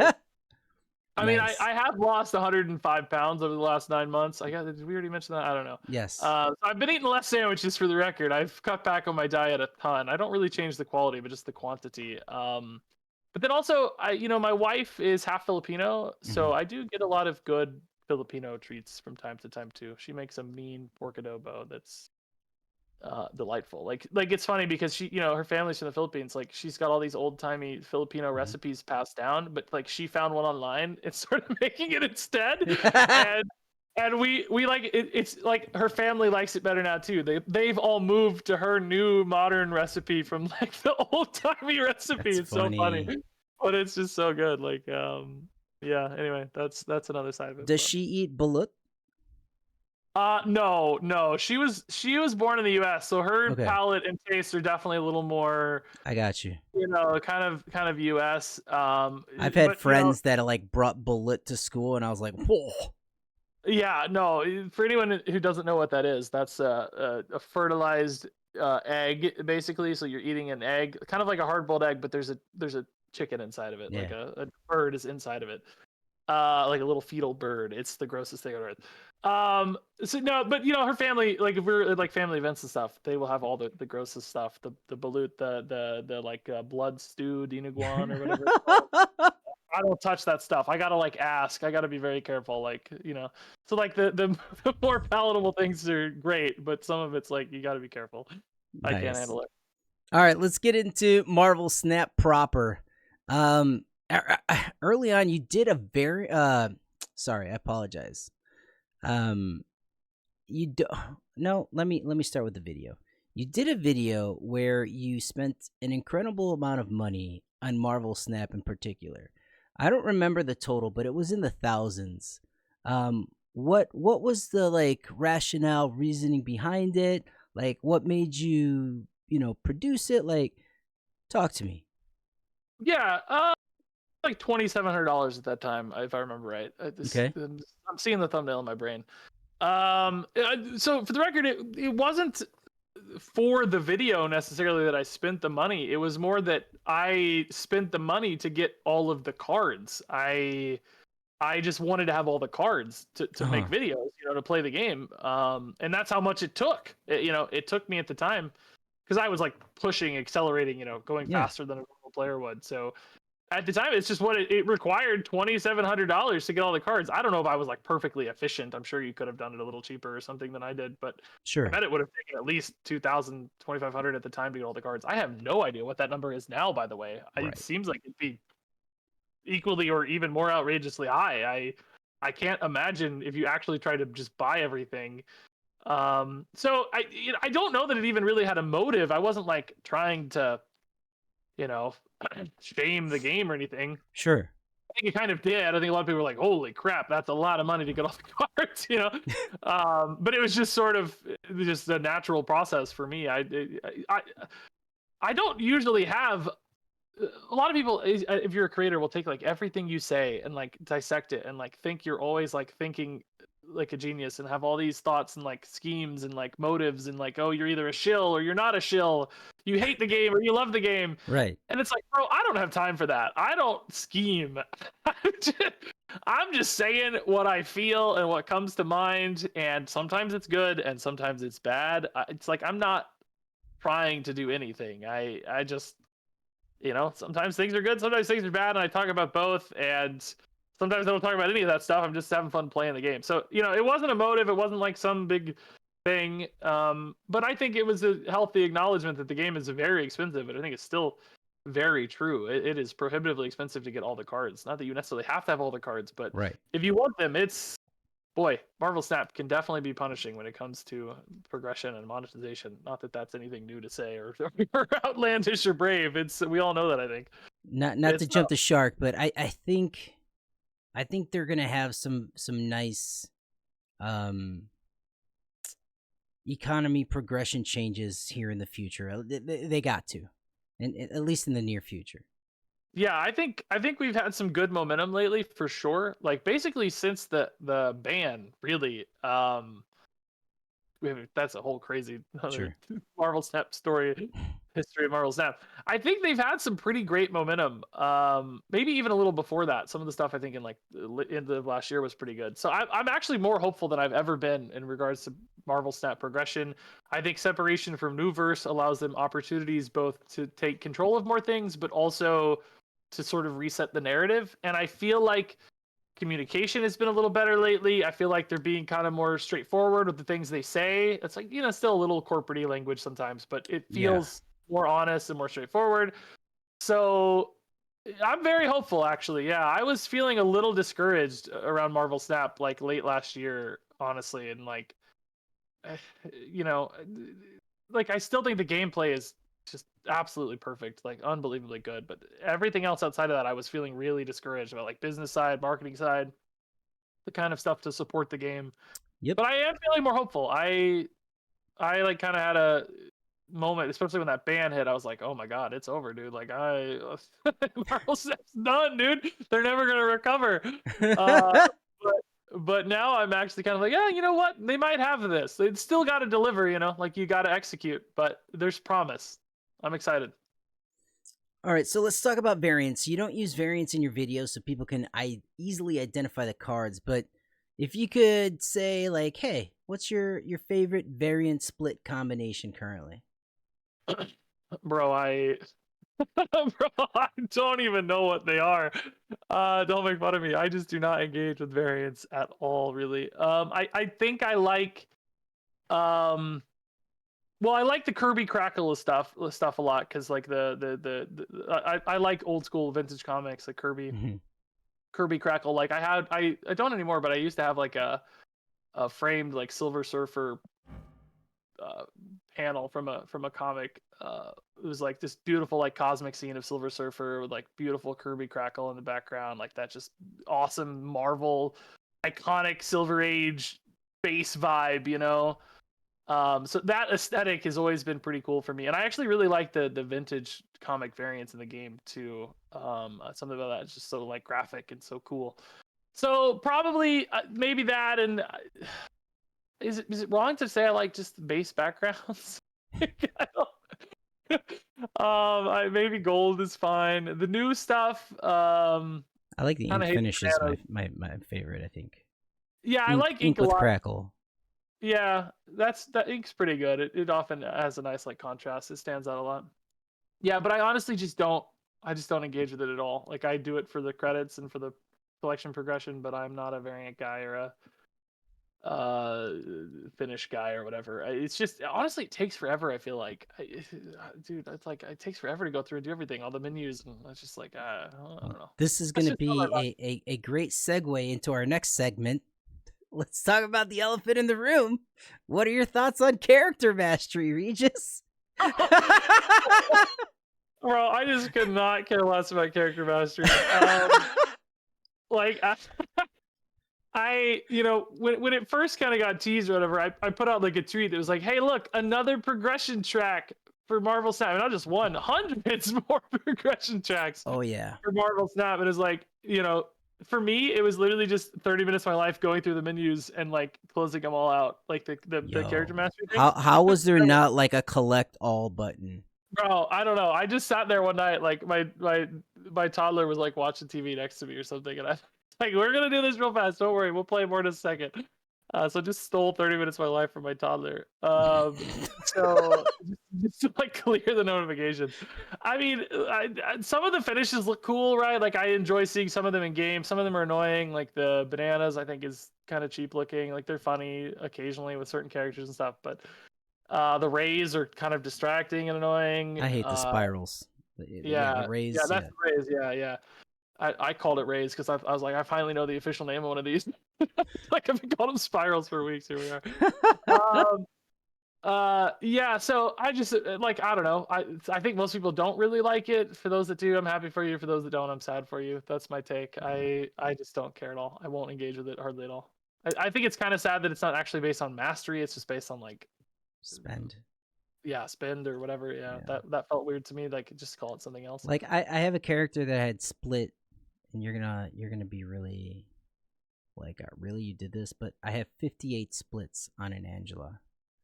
Oh wow, dude. That only got me to character mastery 26. It wasn't even like the full on 30. Wow. And I split it 58 times. Like think of the time and credits involved there. It's like that's crazy. Anyways, yeah, I think my highest was like 25 just from like variants and stuff. You know, I had like a couple that were in the 20s, few in the 20s, I think. My thoughts are I think overall the changes are probably better for those that, people that don't like specific combination or just like splitting it to get, something different. Like there's a lot more variety as opposed to just getting the the foil finish, right? Like now you could split it and it's got, maybe the refractal and it'll have like, the burst, the starburst in it. Like, and that's nice. If you're chasing a specific combination, it really sucks. But they're making improvements to it. I assume that they already announced that they're making a pass on it. I'm hoping that they continue to iterate on it. My concern is that it'll fall like Conquest by the wayside. Like we haven't had an update to Conquest in what, 2 years? Yeah, bro. I don't know. I don't do Conquest either. Oh well, I mean, you are segueing so perfectly into all the questions now. So my next question is: do you play past Infinite? Do you even try to get Infinite, or do you literally just play the game to play the game, and when you're done, you're done? Yeah. So I always hit Infinite. I've hit Infinite every season of Marvel Snap so far. Mm-hmm. I don't really try to so much. I guess I do try a little bit. Like they'll be kind of like I'll get into like 93, 94 range and make a little push, off stream usually or off video. So I guess I try kind of, but not really too. It sort of feels inevitable most of the stage, to be honest. So always do play Infinite, but I don't like once I get Infinite, I don't stress about my rank at all. Like I don't care. I usually end up having some video where I'm trying to do something really stupid and drop 5,000 spots, and it's like, well, okay, there's no reason to try that hard. I don't know where I'd land if I actually tried for a month, but I don't have the dedication, and I frankly don't play enough off video. I would say 90% of my game time is while recording videos. I don't play much off video, so don't really try too much beyond that. I there was, back before they had the like ranks, I think my max was like 127 Infinite or something. You started at 100 and went up. Yeah. Some people were like in like 600s or something. Like crazy. Right. Well, those guys were just farming bots at that point. Like, oh yes, yeah. It was like crazy bot farming, yeah. So never really tried too hard. What was the other part of your question? I forgot. Do you what do you do after Infinite? Like you mentioned that you don't do Conquest. Like do you just not engage with that at all? You don't even get the rewards? Like, no, don't even look at the shop anymore. I used to like try to do the minimums. I just let all my I always have some like tokens or something left over. And I feel like at the end of the month, it's always like, hey, here's your 12 boosters for having 5,000 Conquest tokens or tickets. Tickets. Like let's let them rot. It just took too long to do it. The things I like about Marvel Snap are that the games only take like 3 to 4 minutes or whatever. Yes. I don't want to have to sit down for 30 minutes to do a Conquest match. I don't know if it's 30 minutes, but you get the idea. Like multiplying the. It's generally around that. It's like 20 to 30 minutes for sure. Yeah, it's multiplying the time, which is my whole thing. I love the short games, and it's like it's kind of okay for videos in theory, but I think people like seeing different matchups and different things. And for a video, if you're playing the same opponent that many times in a row, it has its own interesting elements of like the strategy behind it and the mind games and stuff. But I think people just like they like novelty more than they like, at least for me, my channel, they like novelty more than they like strategy or like really Right. intense tactics. It's more about the fun and like the rhythm of it. And I, I, I could spend an hour talking about the construction of a Marvel Snap video. I don't watch a lot of other people's Marvel Snap videos, but I don't think most people are properly establishing a rhythm of gameplay in their videos, which is going to sound so weird. But in other words, I have a formula I follow when I construct a Marvel Snap video. Like the most entertaining game always goes first, no matter what. It doesn't Okay. matter if it's the funniest game, the best game always goes first, right? And then you have like 2 to 3 games that spotlight the story of the video. So if that's like a new card, of course it has to be the new card in some interesting way. If it's like a combo or like it's card pairing, you have to feature that card pairing. In other words, you want bombastic opener that's like really engaging, and then you kind of roll into like this is the storyline of the video. Then you want a loss that features the card losing in a key way. That's like a weakness of the card.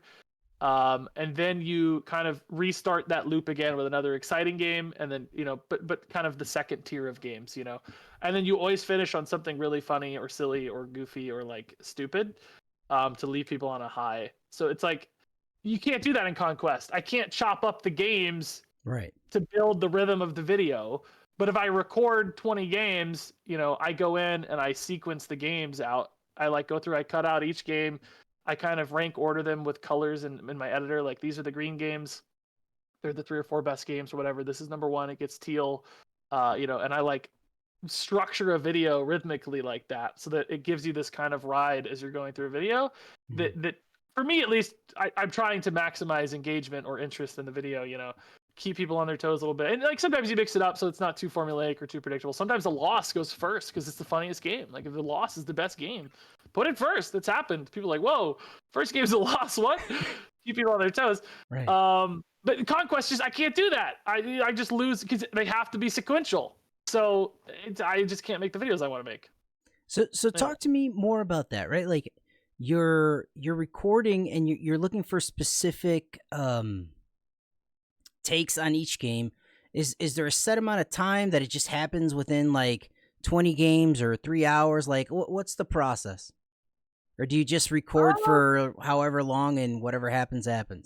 It's kind of more like I'm keeping kind of a tally in my mind of like, as I'm going, like I'll sit down to record, I'll keep a tally, like, okay, I now, like every time I have a really good game, I'll make a mental note, like, okay, this, I don't even take physical notes, there's a mental note, that's a really good game.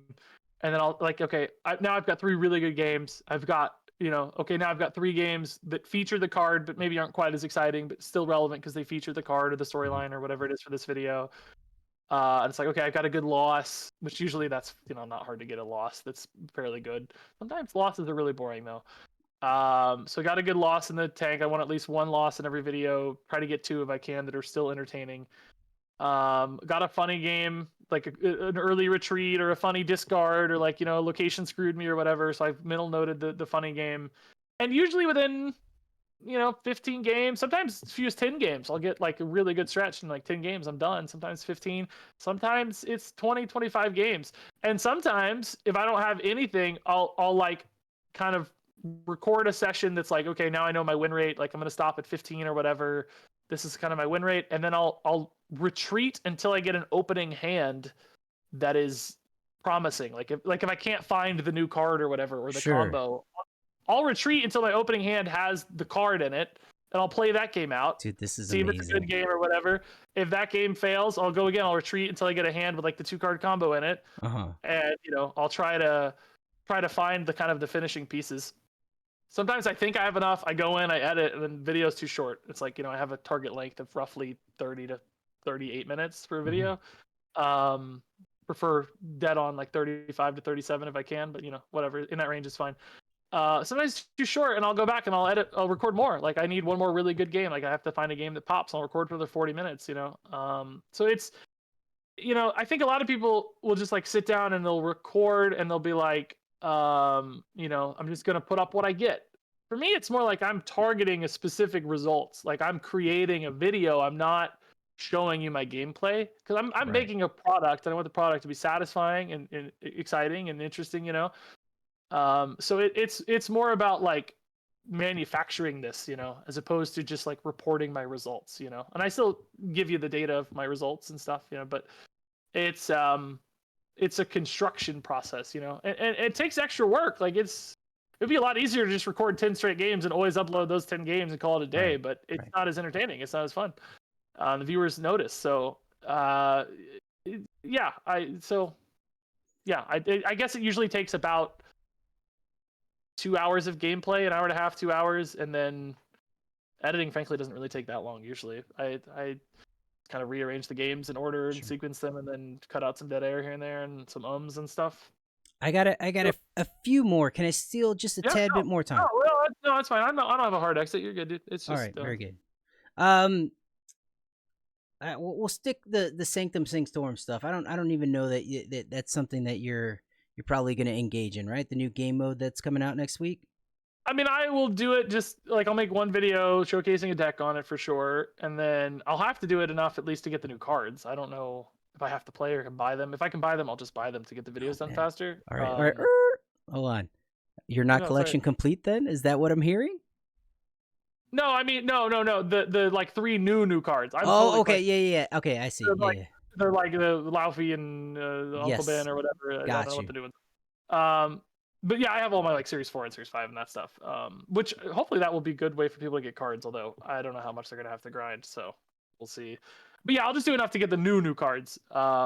Make 3 videos on those real quick, and then I probably won't do it much after that. I mean, depends, I guess. But if it's really fun and people like it, I'm not opposed to making more videos within that game mode. Like Mhm. I did that for high voltage a little bit, but Sure. it has a short lifespan on YouTube because it's only relevant for like a week or whatever, as long as the game Correct. mode goes. And I mean, most of my videos don't have a super long lifespan on YouTube, but some do. Like I have videos in the last 2 years that still get like 1,000 views a day almost, which is a lot. Like, that's like 500,000 views a day on a video that's like a year or two old. Like that's crazy. So anytime you can have those videos that run long, it just creates a nice baseline for you on your channel that you're constantly pushing with a new video. But it's just good to have that backlog. So stuff like that, it's just a little bit weaker in that backlog. Like people just won't click the stuff that's not relevant to them now. So I don't know. Anyway. All right. So next question: if you were in charge of Marvel Snap, right? So you were the president, the lead honcho. What future plans would you have for the game? What would you institute? What would you bring? Oh boy, that's man, let's just pretend that there's no business consequences to any decision, right? Sure, like, that's totally fine. Yeah. We don't know what the business kind of reasons are behind things. Making a lot of money often feels like the business reason behind things, but let's assume there aren't like good reasons they can't do things, right? Like, well, number one, I would definitely make progression and card acquisition a lot more player friendly. I think it's both hard for new players to get into Marvel Snap and like get cards at a satisfying rate after kind of an initial burst or whatever. At least that's what I hear from people. And then returning players are basically screwed. Anybody that tries, like, if you leave the game for 6 months and come back, you're just totally screwed. I don't know what you do. You're like way behind on everything. So some kind of system that is like significant returning player bonuses, or like just dump free stuff on people when they come back to the game. Something to re-engage players, and that can be either systems based with some kind of system like that, or could also be content based too. I wish Marvel Snap had more ways to excite returning players into coming back to the game, because with the release model of like 1 card per week, Yeah. Two cards on season launch week or whatever, 3 cards for these events, but the cards usually suck. Frankly, the reward cards for all the game modes aren't usually the best cards. But there's never a moment where you're like, oh my god, I have to come back and do that awesome thing in Marvel Snap. Because like Hearthstone and most card games have expansion release models where they dump a huge pool of cards all at once. Right. Hearthstone has a new set coming out next month or whatever. It's gonna be 150 new cards like always, and it's like a new theme, and it's like, oh man, I want to come back and I want to play all the new dragons in the new Hearthstone expansion. That's crazy. I love it. I've got crazy nostalgia for all Ysera and all the dragons. I gotta play that. Marvel Snap never has those moments. It's like, oh, one card came out again this week. Am I gonna go back for that one card? Probably not, right? Like, okay, Right. Isan looks kind of cool or something. Like, yeah, maybe. Or I love this character, but frankly, like the characters now too in Marvel Snap are such low tier characters on average that even those don't really excite people. I don't think to coming back. Imagine if like Thanos were coming out for the first time in Marvel Snap, you'd be like, oh, I gotta go back for Thanos, But we've Right. already got all those characters. Like, it's hard for most of these characters to excite anybody at this stage. And I know some Marvel diehards will be like, well, wait a minute, dude, we don't have Banshee yet. Banshee's coming back, Regis. That's gonna excite people. I'm like, dude, nobody knows who Banshee is. Like, yeah, okay, it's an X-Men, whatever. There's just very few characters that are like that crazy upper echelon. I'm losing my voice a little bit. Sorry. It's okay. So I actually think more like alternate universe or like what if style characters. Like we're getting this kind of I don't know if you look at data mines or whatever, but there's like a new Ultron coming, like an Infinity Ultron or whatever, something. So that kind of stuff, like awesome new characters, like themed events, like something to get returning players excited, basically, like big card dumps, like dump 10 cards in a crazy set all at once. By God, make it free, just to get people back in the game. Like again, business consequences aside, something like that to re-engage people, because I think there are a lot of people who step away from Snap and probably are still really curious about the game and still have like a lingering love for it that they just don't have any way to engage with, because it's just too, if they come back they just can't play the way they want to play. It's just too Right. far gone at this stage, and if you reduce that friction, man, I think they could really bring people back. But anyway, that's a really long-winded answer to that question. That's what I would do. It was great. Next question. Having been in both the Hearthstone and Snap Creator programs, what would you say is the biggest difference between the two? Boy, I don't want to go to jail. I don't want to go to Marvel Snap jail. Why would you? Very, why? Hold on. Is it drastically that different? Oh, dude, it's how can I say this in a way that's not troublesome? They're very different, yeah. So Hearthstone, I'll just put it this way, like Hearthstone as a creator program, as a like the connection between the Hearthstone team and creators is very close. Like I have like an ongoing conversation multiple times per week, usually with the Hearthstone community manager. They are constantly asking me things about the game for feedback on cards and balance and events, and they give us like crazy early access to like resources, card images, patch notes. It's incredibly robust and like very personal, and they care a ton, and it is just like frankly a dream at this age. A lot of that has been in the last few community managers for Hearthstone have just been like outstanding at their job, frankly, like just above and beyond. Mm-hmm. But it's like we just everything you could ever need or want you have, frankly. And more importantly, I think, is a relationship. Also, just like a lot of Hearthstone developers have just throughout the years reached out to me and engaged with me with DMs or whatever else, like asking about features of the game or just like how I'm feeling and like checking in. That has not been my experience in Marvel Snap. It's nothing wrong necessarily with the way Marvel Snap is interacted with creators. It is just not nearly at that level of like interaction or communication. I think it has actually gotten a little better. I've had some more positive interactions in the last just even couple months. Yeah. If you'd asked me this in like November though of last year, I would have frankly had very few good things to say at all. Like I don't think I spoke to a community manager in Marvel Snap for like a year and a half. I mean, I'm gonna shut up because I remember the first time I saw you speak up, and it was like, oh wow, Regis chimed in here. Holy cow!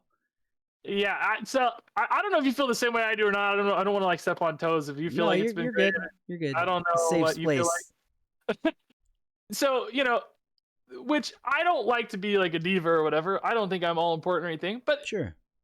to be fair, I'm probably the #1 Marvel Snap YouTuber, and I felt like for a long time, no one ever talked to me at all. Like I just didn't Right. know anybody or interact at all with anyone on the team, which not inherently a bad thing, I guess, but it did feel a little weird. Like maybe they should talk to the guy who's like representing their game so much on YouTube. Like Yeah. they're frankly lucky I'm pretty chill, I guess. So it did feel like a little. I don't know, just odd. I probably sound more bitter than I am. I was happy. I'm doing my thing. Like, whatever. It doesn't matter. Sure. But I still don't get patch notes for Marvel Snap. Right. I'm not in I don't see early patch notes. I don't. That's wild to me. That's incredibly wild. Like, I understand why they wouldn't be like, yo, Obi, we get it. You're not getting it. But like, Regis, are you kidding me? I mean, I think if I like really asked, I could probably get them. I haven't like asked or badgered anybody about it, but like I don't know. I think there's like a list of people they said, hey, you guys get the patch notes. I didn't make the list. Right. Maybe it's because I don't like really cover them all that much, but it would still be helpful to me a little bit just because I can like plan videos out. But I'm not badgering anybody about that. I don't really care. I probably sound a little bit like a diva. It's not so much like I'm worried about I'm not really worried about my outcomes so much as it's just it feels like if I were in that position, I would be somebody I would want to have a good relationship with. You know what I'm saying? Like, yes, I'm imagining myself in their position. It's like, this guy is our most influential voice on YouTube, perhaps. Let's maintain that relationship. Like let's keep him happy, kind of thing, almost. Sure. And again, it's totally fine. I'm a good guy. I'm not gonna besmirch the game or whatever. I'm happy playing the game. Listen, we both enjoy playing the game. We both think the game's great. And again, this isn't like a bash session. You're not talking down. Like your points are completely justified, and you don't need to feel any type of way about it. I feel guilty like talking about it. It just feels odd to me. So it's a smaller team, to be fair. Like Marvel Snap is a smaller team than Hearthstone. Like Blizzard's this giant corporate behemoth.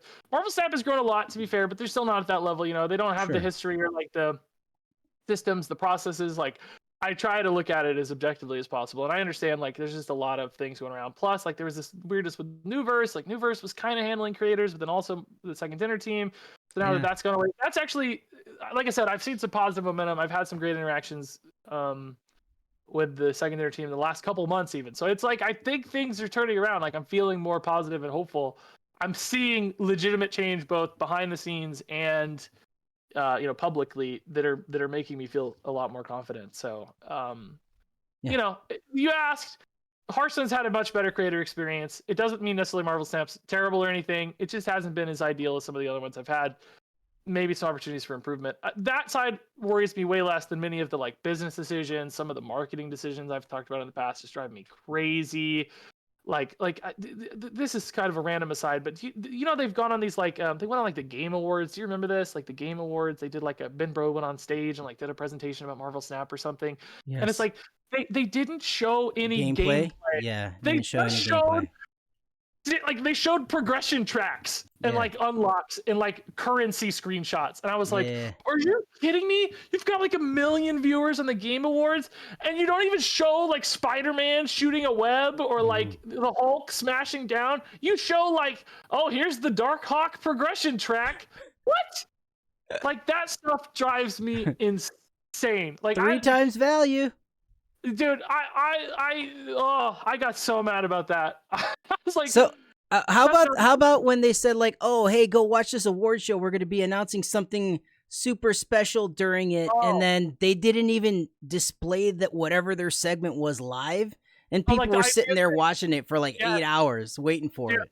Dude, I waited on the IGN thing all day. I got it up on my phone, check it every 5 minutes. Yeah. Dude, that stuff drives me crazy. Creator stuff, like whatever, it's the things I do differently, but it's not that big a deal to me. That stuff I can't stand. I hate that, and I'm hoping that was more, I'm hoping that was like a Newverse thing as the publisher, and they kind of like handle a lot of the marketing stuff. I'm hoping that goes away and they do that stuff better, because those little opportunities like that to grow the game, like 1 million people watching the Game Awards, and you just make everyone think the game looks stupid, and everybody in the comments was like, "Oh, mobile trash!" Like, "Oh God, look at all these.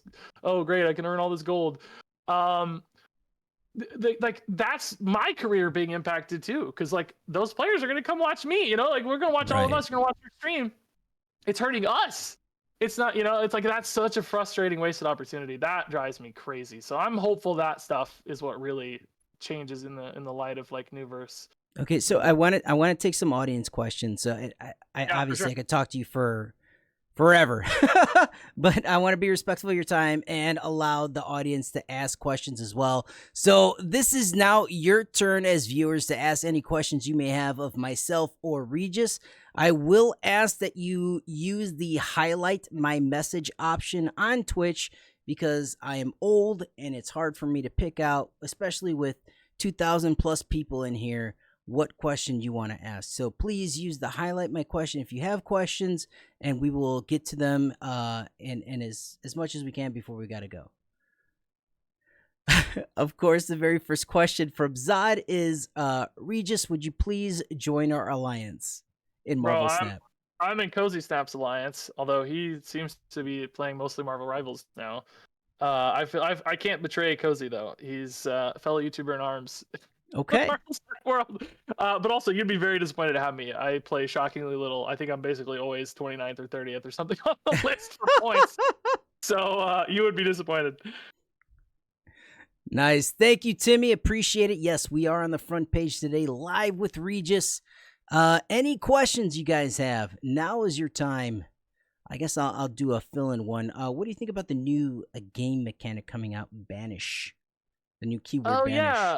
I mean, it showed up in like the Datamined Agamotto cards. I think it's just going to be like a graveyard that is not referenceable. We see this in other card games a lot as well. Like basically, it's like a poof mechanic in Hearthstone, or it's where it's not coming back from like destroyed cards or discarded stuff.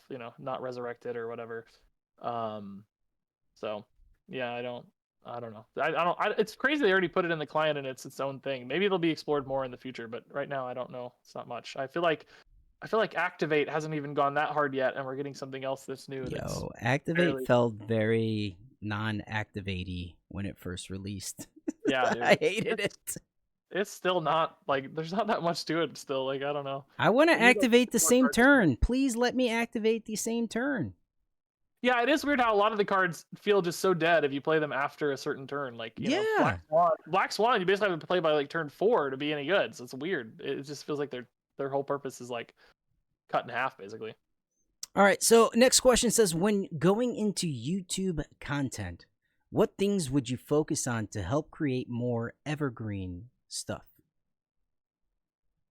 Well, it's kind of hard sometimes in card games to create really truly evergreen content because so much of the kind of interest cycle is around the new thing and like new cards and metas are always shifting too, right? So a deck that was good a year ago is not necessarily good now. So it is always tough. Now, that said, even if a deck or card or whatever falls out of fashion, sometimes just the entertainment value can be high enough that you can still have something that's a little more evergreen. So like really funny combos or weird interactions or like very strange card pairings kind of thing, or sometimes just like really popular characters that can catch like a lot of like search traffic, like somebody's new is joining the game and they really want to play Galactus deck or whatever, or they love Ultron or Thanos or something, they're searching for those characters, can help too. So it's tough in card games to some extent if you're doing like a daily content model like I am anyway. Now that said, if you guys have heard of Rarin, he's kind of a Hearthstone creator, but also kind of now more of a generic card game guy. He's been really, really good at coming up with more evergreen content. So I would just go search Rarin on YouTube, Rarran.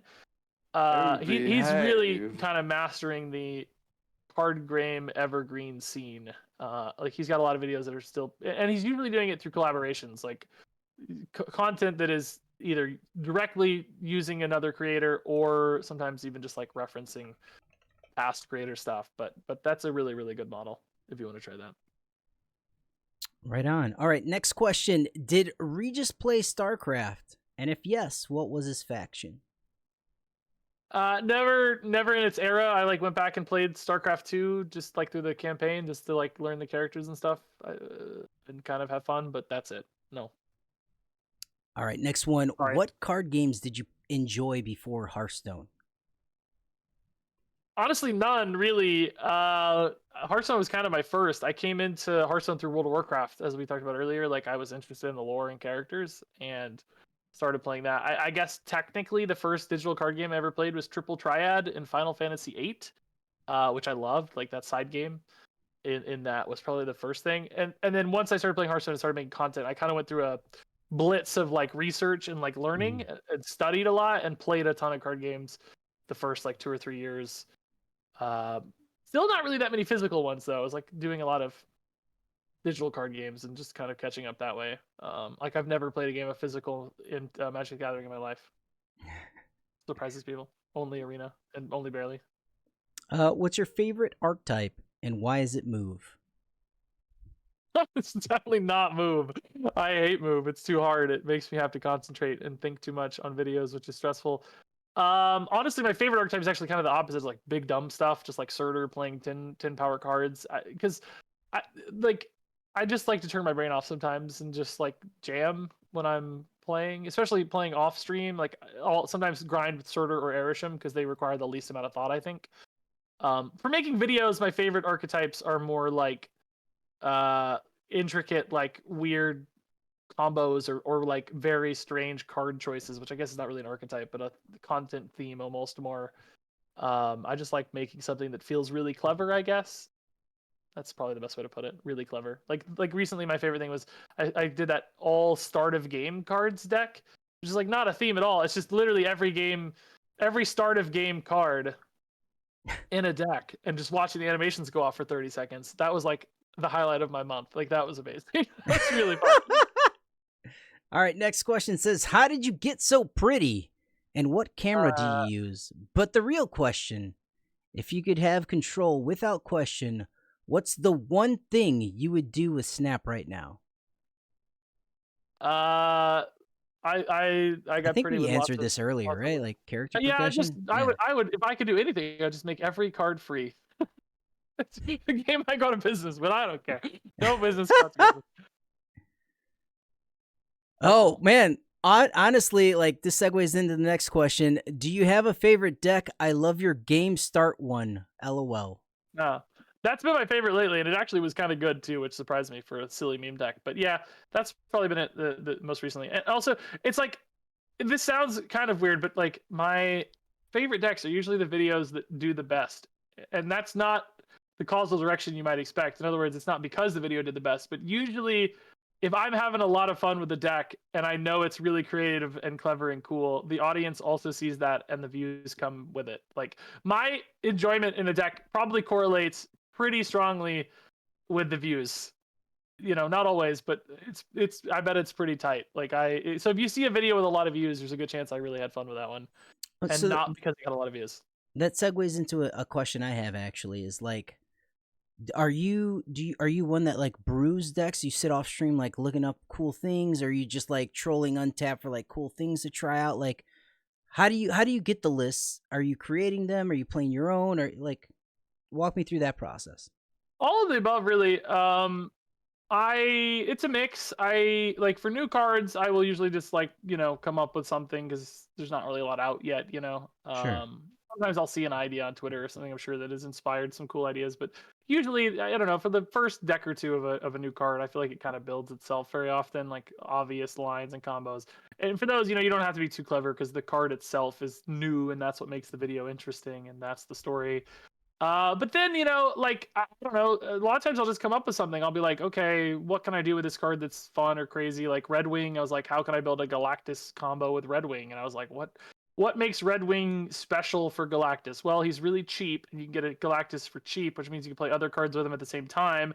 If I use Sarah, I can magnify that effect. So, okay, I can actually do a all-in-one turn 6 combo where I play Spider-Man, Green Goblin, Red Wing, and Ghost Spider all on the final turn. That means I have to dump the hand to isolate Galactus in hand for Red Wing, which means I need to play like 0-cost cards. So I put in a Wasp and a Yellow Jacket. I need board space, so I ended up putting in a Carnage to clear out space. And it's like, okay, there's the deck. I built it. Just kind of following a path of what's fun or cool. And I don't think anybody else really tried to do that. That was a really weird deck. So just finding little hooks about cards. Like Sam Wilson was a good example. Is like, how many Sam Wilson decks can I really build? I mean, he kind of goes in a lot of stuff, but what's interesting? I was like, well, okay, one interesting element about Sam is that the card is always on board, the shield. So you're getting like free stats always, right? So it's like, well, why don't we just build a deck that's all free stats, So let's put in M'Baku because he's free stats, and Makari, you don't have to spend any energy to get Makari stats on board. Right. After the Midnight, Angel, I was like, okay, we got a deck. Like, there's 6 cards that are all free stats. So I built a deck that's just all about getting free stats. So just finding like a hook or a theme or a interesting idea to start from usually takes you somewhere. That's where my most kind of fun ideas come from, I think, is like, how can I twist this card in a different direction, basically.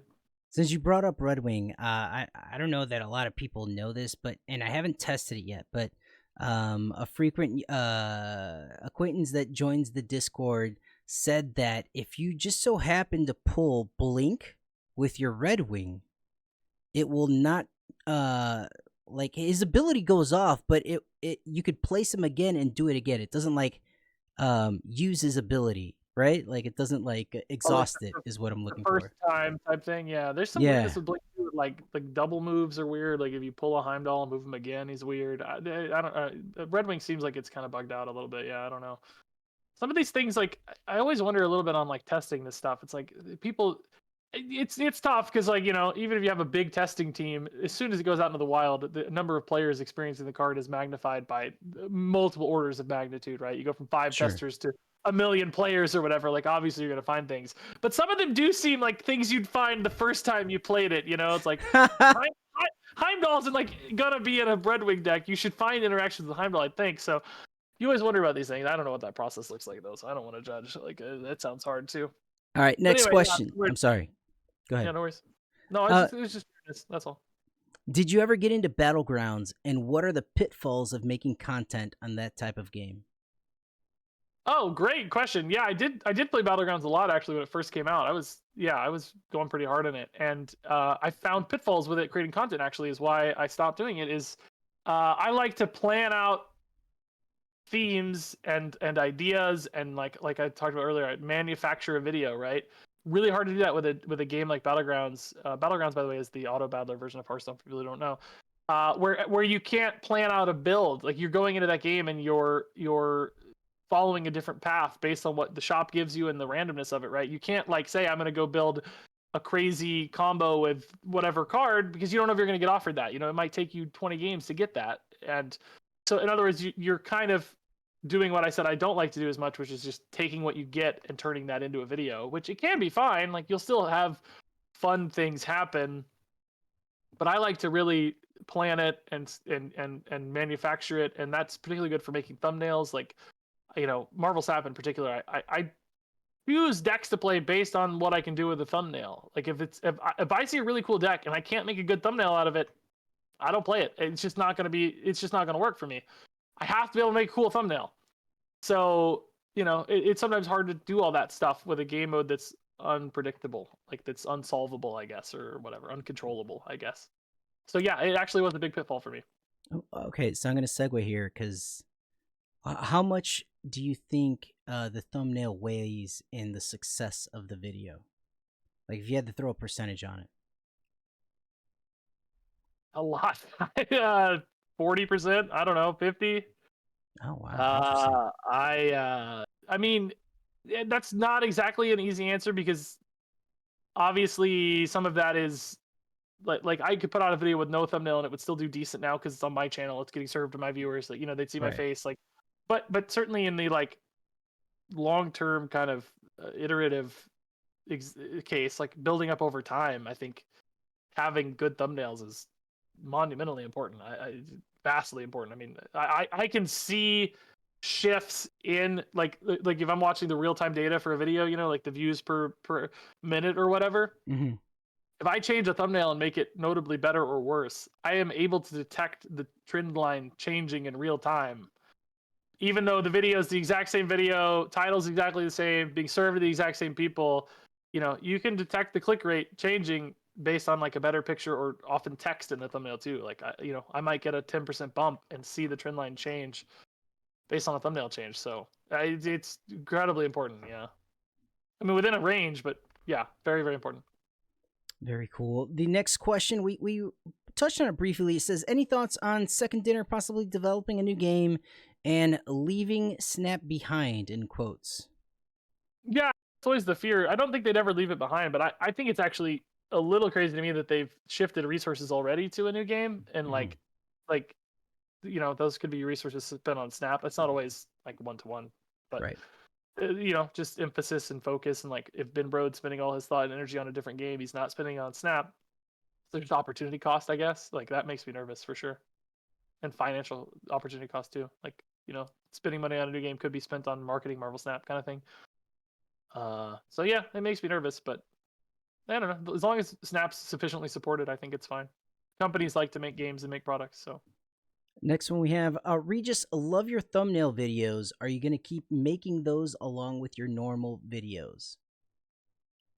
Oh, I mean, I not regularly, but I might do one every year or something. Yeah, I did kind of a recap showcasing how I make my thumbnails and talk through it, and yeah, it wasn't super popular, but I think a yearly one anyway would be cool. It's covering all the cool stuff I made throughout the year. Yeah. Very neat. All right, so next one says, when you create thumbnails, do you feel like, I don't feel like doing it for this video, but I have to because people expect it, or does it never feel like a burden? Only some that feel a little more burdensome, just because they're like less cool or you know, or I like had an idea planned for it and it's a lot harder to execute than I thought. Like because I fuse two characters together always for my thumbnails. Like uh, recently that same video I talked about earlier, the Ronin video I made. Like Ronin is impossible to do thumbnails for because his pose is like really weird and he's like got a hammer way back here and he's like you can't really see his face and his arms in the way. It's just like impossible to merge Ronin with other characters. So it's like I tried to merge him with Master Mold and did like some recolors and put some Sentinels in there and stuff, but I don't know, it just didn't go well. So yeah, and like Red Wing was really tough because Red Wing's a bird and you can't like turn other people into birds. So this week actually has been a tough thumbnail week, to be honest. I'm on a bad week, but doing my best, barely surviving. Honestly, views are down this week too. I don't think that's a coincidence. Seems like it's a thing. All right, next question says, the Red Wing Galactus decks seem to be hard to make work and hard to pilot.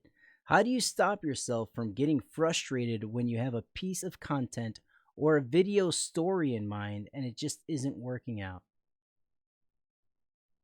Well, sometimes you do get frustrated, but I turn the frustration into the storyline, which is what I do with those Galactus decks every time. It becomes about how annoying it is and how hard it is, and that becomes the video as opposed to the deck being the video kind of thing. So Right. that doesn't always work, but if it's funny enough and silly enough, you can definitely just leverage that fact and it becomes the interest. So I just try to do that. But there have definitely been videos I've recorded and started editing and canned, and decks I've been working on that just didn't work. Like even Red Wing this week again. Like my first two passes on a Red Wing deck on Tuesday just weren't working. I spent an hour and a half that just got thrown in the trash, and that's why my video was like an hour and a half late on Tuesday. So it happens. You just do your best. Honestly, sometimes it doesn't go well, and you just release it anyway because you just don't have anything else ready yet, and you just need a video. I don't force videos like every day, but if I'm like really dire and life's busy and I just it's been a day and a half already, sometimes I just have to push one that I don't love, like that Ronin video this week. That was that one. Like I wasn't in love with it, but I just needed something. So All right, last question of the day. The RegisKillbin content was fantastic. The oh highlights of wow. other games. Any plans to bring that back? Oh dude, what a fan. Like nobody watched those. Yeah, so that was like a variety channel I started a while ago, man. All I ever really did is play God of War and Elden Ring, I think, basically. Um, Honestly, I would love to, but it's just no time, dude. Like I don't play any games anymore for fun.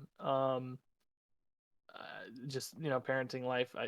I miss it in some ways, but I wouldn't trade it for being a dad. So it's a fine trade. But I would love to someday, man. Maybe when the kid goes off to school and I can stream more and do little stuff. I think it would still only ever be like big games I'm super excited about, like Elden Ring style stuff. But Mm-hmm. yeah, it would be great to do more variety.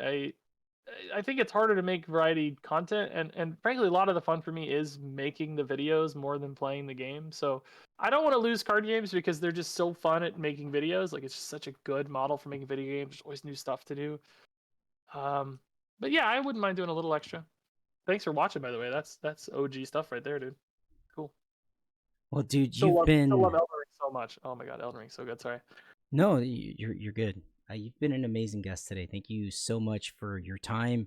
I appreciate you stopping in and saying hello, man. Like, thank you so much. Yeah, I don't think anybody needs to know, but can you just share your socials with everyone? Where can they find you? Yeah. Just it's RegisKillbin everywhere. YouTube, Twitch, technically Twitter. I don't think it's called Twitter anymore, but that's really all I do these days. If you go to RegisKillbin.com, by the way, it just takes you to my YouTube, so that's always easy to remember. RegisKillbin.com. That'll be a quick one. Yeah, that's it. Thanks for having me, by the way. It's been fun. Sorry if I talked a lot. I told you it was going to happen, by the way. I told you I was going to talk a lot. You I told did you, great. Don't worry. I have a lot to say, and I like talking about making videos in particular, so that's always really fun. I'd love to pick your brain on another, maybe a separate thing, and we could just focus directly on that if you something you're into. But for today, we are good to go. Thank you so much, man. Appreciate you stopping in. You enjoy your little baby girl, and have yourself a great rest of your Sunday. Yeah, thank you, man. Appreciate it. That was awesome. Very fun. Later, my dude. You have a good one. Bye-bye.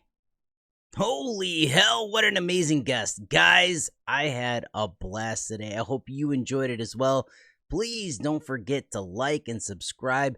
Drop a comment below. Let me know what was your favorite part of the video. Appreciate you guys as always. I'll see you on the next one. Behave.